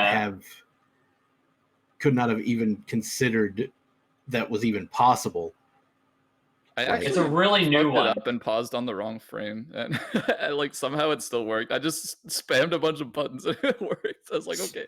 Speaking of pausing on the frame, I remember seeing your version of the B1 skip as well. Oh yeah, I paused 2 frames early on secondary skip. Literally not necessary because you had the bombs, but swag anyway, right? Yeah, it was because I had flame storage, and I And your ground jump setup doesn't allow for like uses the sword or something. yeah, my ground jump has like a item in hand, so I need to learn a new one. But So, like the one I was taught, you just like pick up the bomb, put it down in front of you, and then just hold your shield, and then hit A and target at the same time. okay. I do the same thing, but with an item in hand. But you I don't, guess you don't maybe I have just to have don't the need. sword. Okay. Yeah. Huh. Well, there we go. So we all learn things. Yeah. I learned way more things, but we all learn things. So now both of you, easily advancing into the bracket here without any trouble. Ella will be going in as the top seed from Group B, and Drooness will be coming in as the second seed from Group B. So what are you expecting out of the main bracket? What sort of matches do you want to see? Oh God. There's so many. I have my eyes on a few people. Mainly I was coming into this. I know he's in the call right now, kind of sitting there, but I thought that Namaha was going to be way out of practice, but it looks like he's been playing a lot because his gameplay looks clean. And Nice. I've also been watching like Sponge, Cola, Dylan, Gav, like most of the people who are making it into brackets. I've just been watching, just trying to figure out like what their tendencies are. And I think any match between any of those people is going to be super hype. Ella, any thoughts from you? I mean, basically, top 8 is going to be a total murderer's row, and even probably the top 12 people or so could beat any of the other on any day. So, I mean, Rando's going to Rando. We'll see kind of what we get in terms of the pairings, but I think Sponge is probably like, if I had to pick a favorite, I'd say he's the favorite.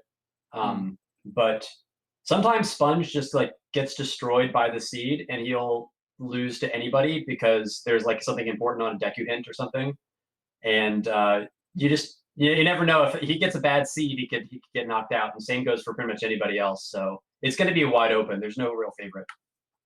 I feel proud of myself. I only lost to Sponge by about 45 minutes.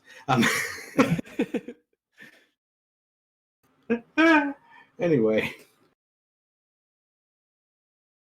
So yeah, I hope you all had a good time this seed. I mean, both of you seem to indicate that this was a pretty enjoyable run. Either way, I liked it. Yeah. Yeah, it was. I mean, I saw your race yesterday, so this has to be a massive improvement over that. That seed was terrible, but I had a lot of fun. Like when I found the long shot, I was just laughing for like the rest of the seed. For those of you who are not in on the joke, he had a unhinted 50 skull long shot seed, basically, where he and Zephyr, neither of them found the hint. Yep. gross. Literal last location. Can you even get 50 skulls without the long shot? No, I'm kidding. But still, that's gross. Yeah, it's pretty bad. And it was all dungeons on top of everything. There was that one time I saw a seed where you had 40 skull first hook shot. Oh yeah, that kind of thing is terrible. I've had like 40 skull boomerang or 50 skull boomerang, and it just feels terrible. Like you got to pull out weird strats you'd never even thought of before. Anyway. All right, so this has been a heck of a race to watch, and I enjoyed it, and I'm glad you guys did too. Anything else you want to say before we wrap it up here? I just wanted to say that I'm pretty happy with how groups went. I came into this not really expecting a whole lot, because I mean I had like Ela, Zeph, and like it seemed like a little bit stacked of a group, but I played my best, and I'm really happy with the results. So. And thank you, SG, for hosting the tournament. This has been a lot of fun. I like these settings a lot, to be honest. Yeah, these are some pretty interesting settings, I think. Just, different enough from normal to be interesting. and potentially a little faster, but not always. Mhm. All right. So if there are no other final thoughts, I think it's about time to wrap things up. Thank you once again to both of our runners, Elagatua and Drooness, for putting on an excellent show, and we will see you in the brackets, gentlemen. Thank you. Appreciate you guys Thank coming. you. Yeah, GG's to both of you. Good luck. Thank you. Thanks. All right. And once again, thank you all for watching this broadcast of the seed of the run between Elagatua and Drooness. Once again, I want to shout out our tracker Namaha, who is taking care of all of the icons you see on the screen. Did an excellent job of that the entire time and is mostly unsung. So thank you so much for keeping track of things for us. And of course, thank you to my co-commentator, 329th in line. Thank you so much for joining me today. Oh, an absolute pleasure to be here. And thank you so much, Dr. Bobtastic. Make sure you give all these guys, runners, trackers, commentators, a follow. All right, and make sure to tune in for the rest of Speed Gaming Live throughout this week and the following weekend. There are big tournaments and big prizes coming up at the end of the week, so keep your eyes peeled on this channel, and we will see you all at a later occasion. I've been Dr. Bobtastic, and I'll see you later. Bye, everybody.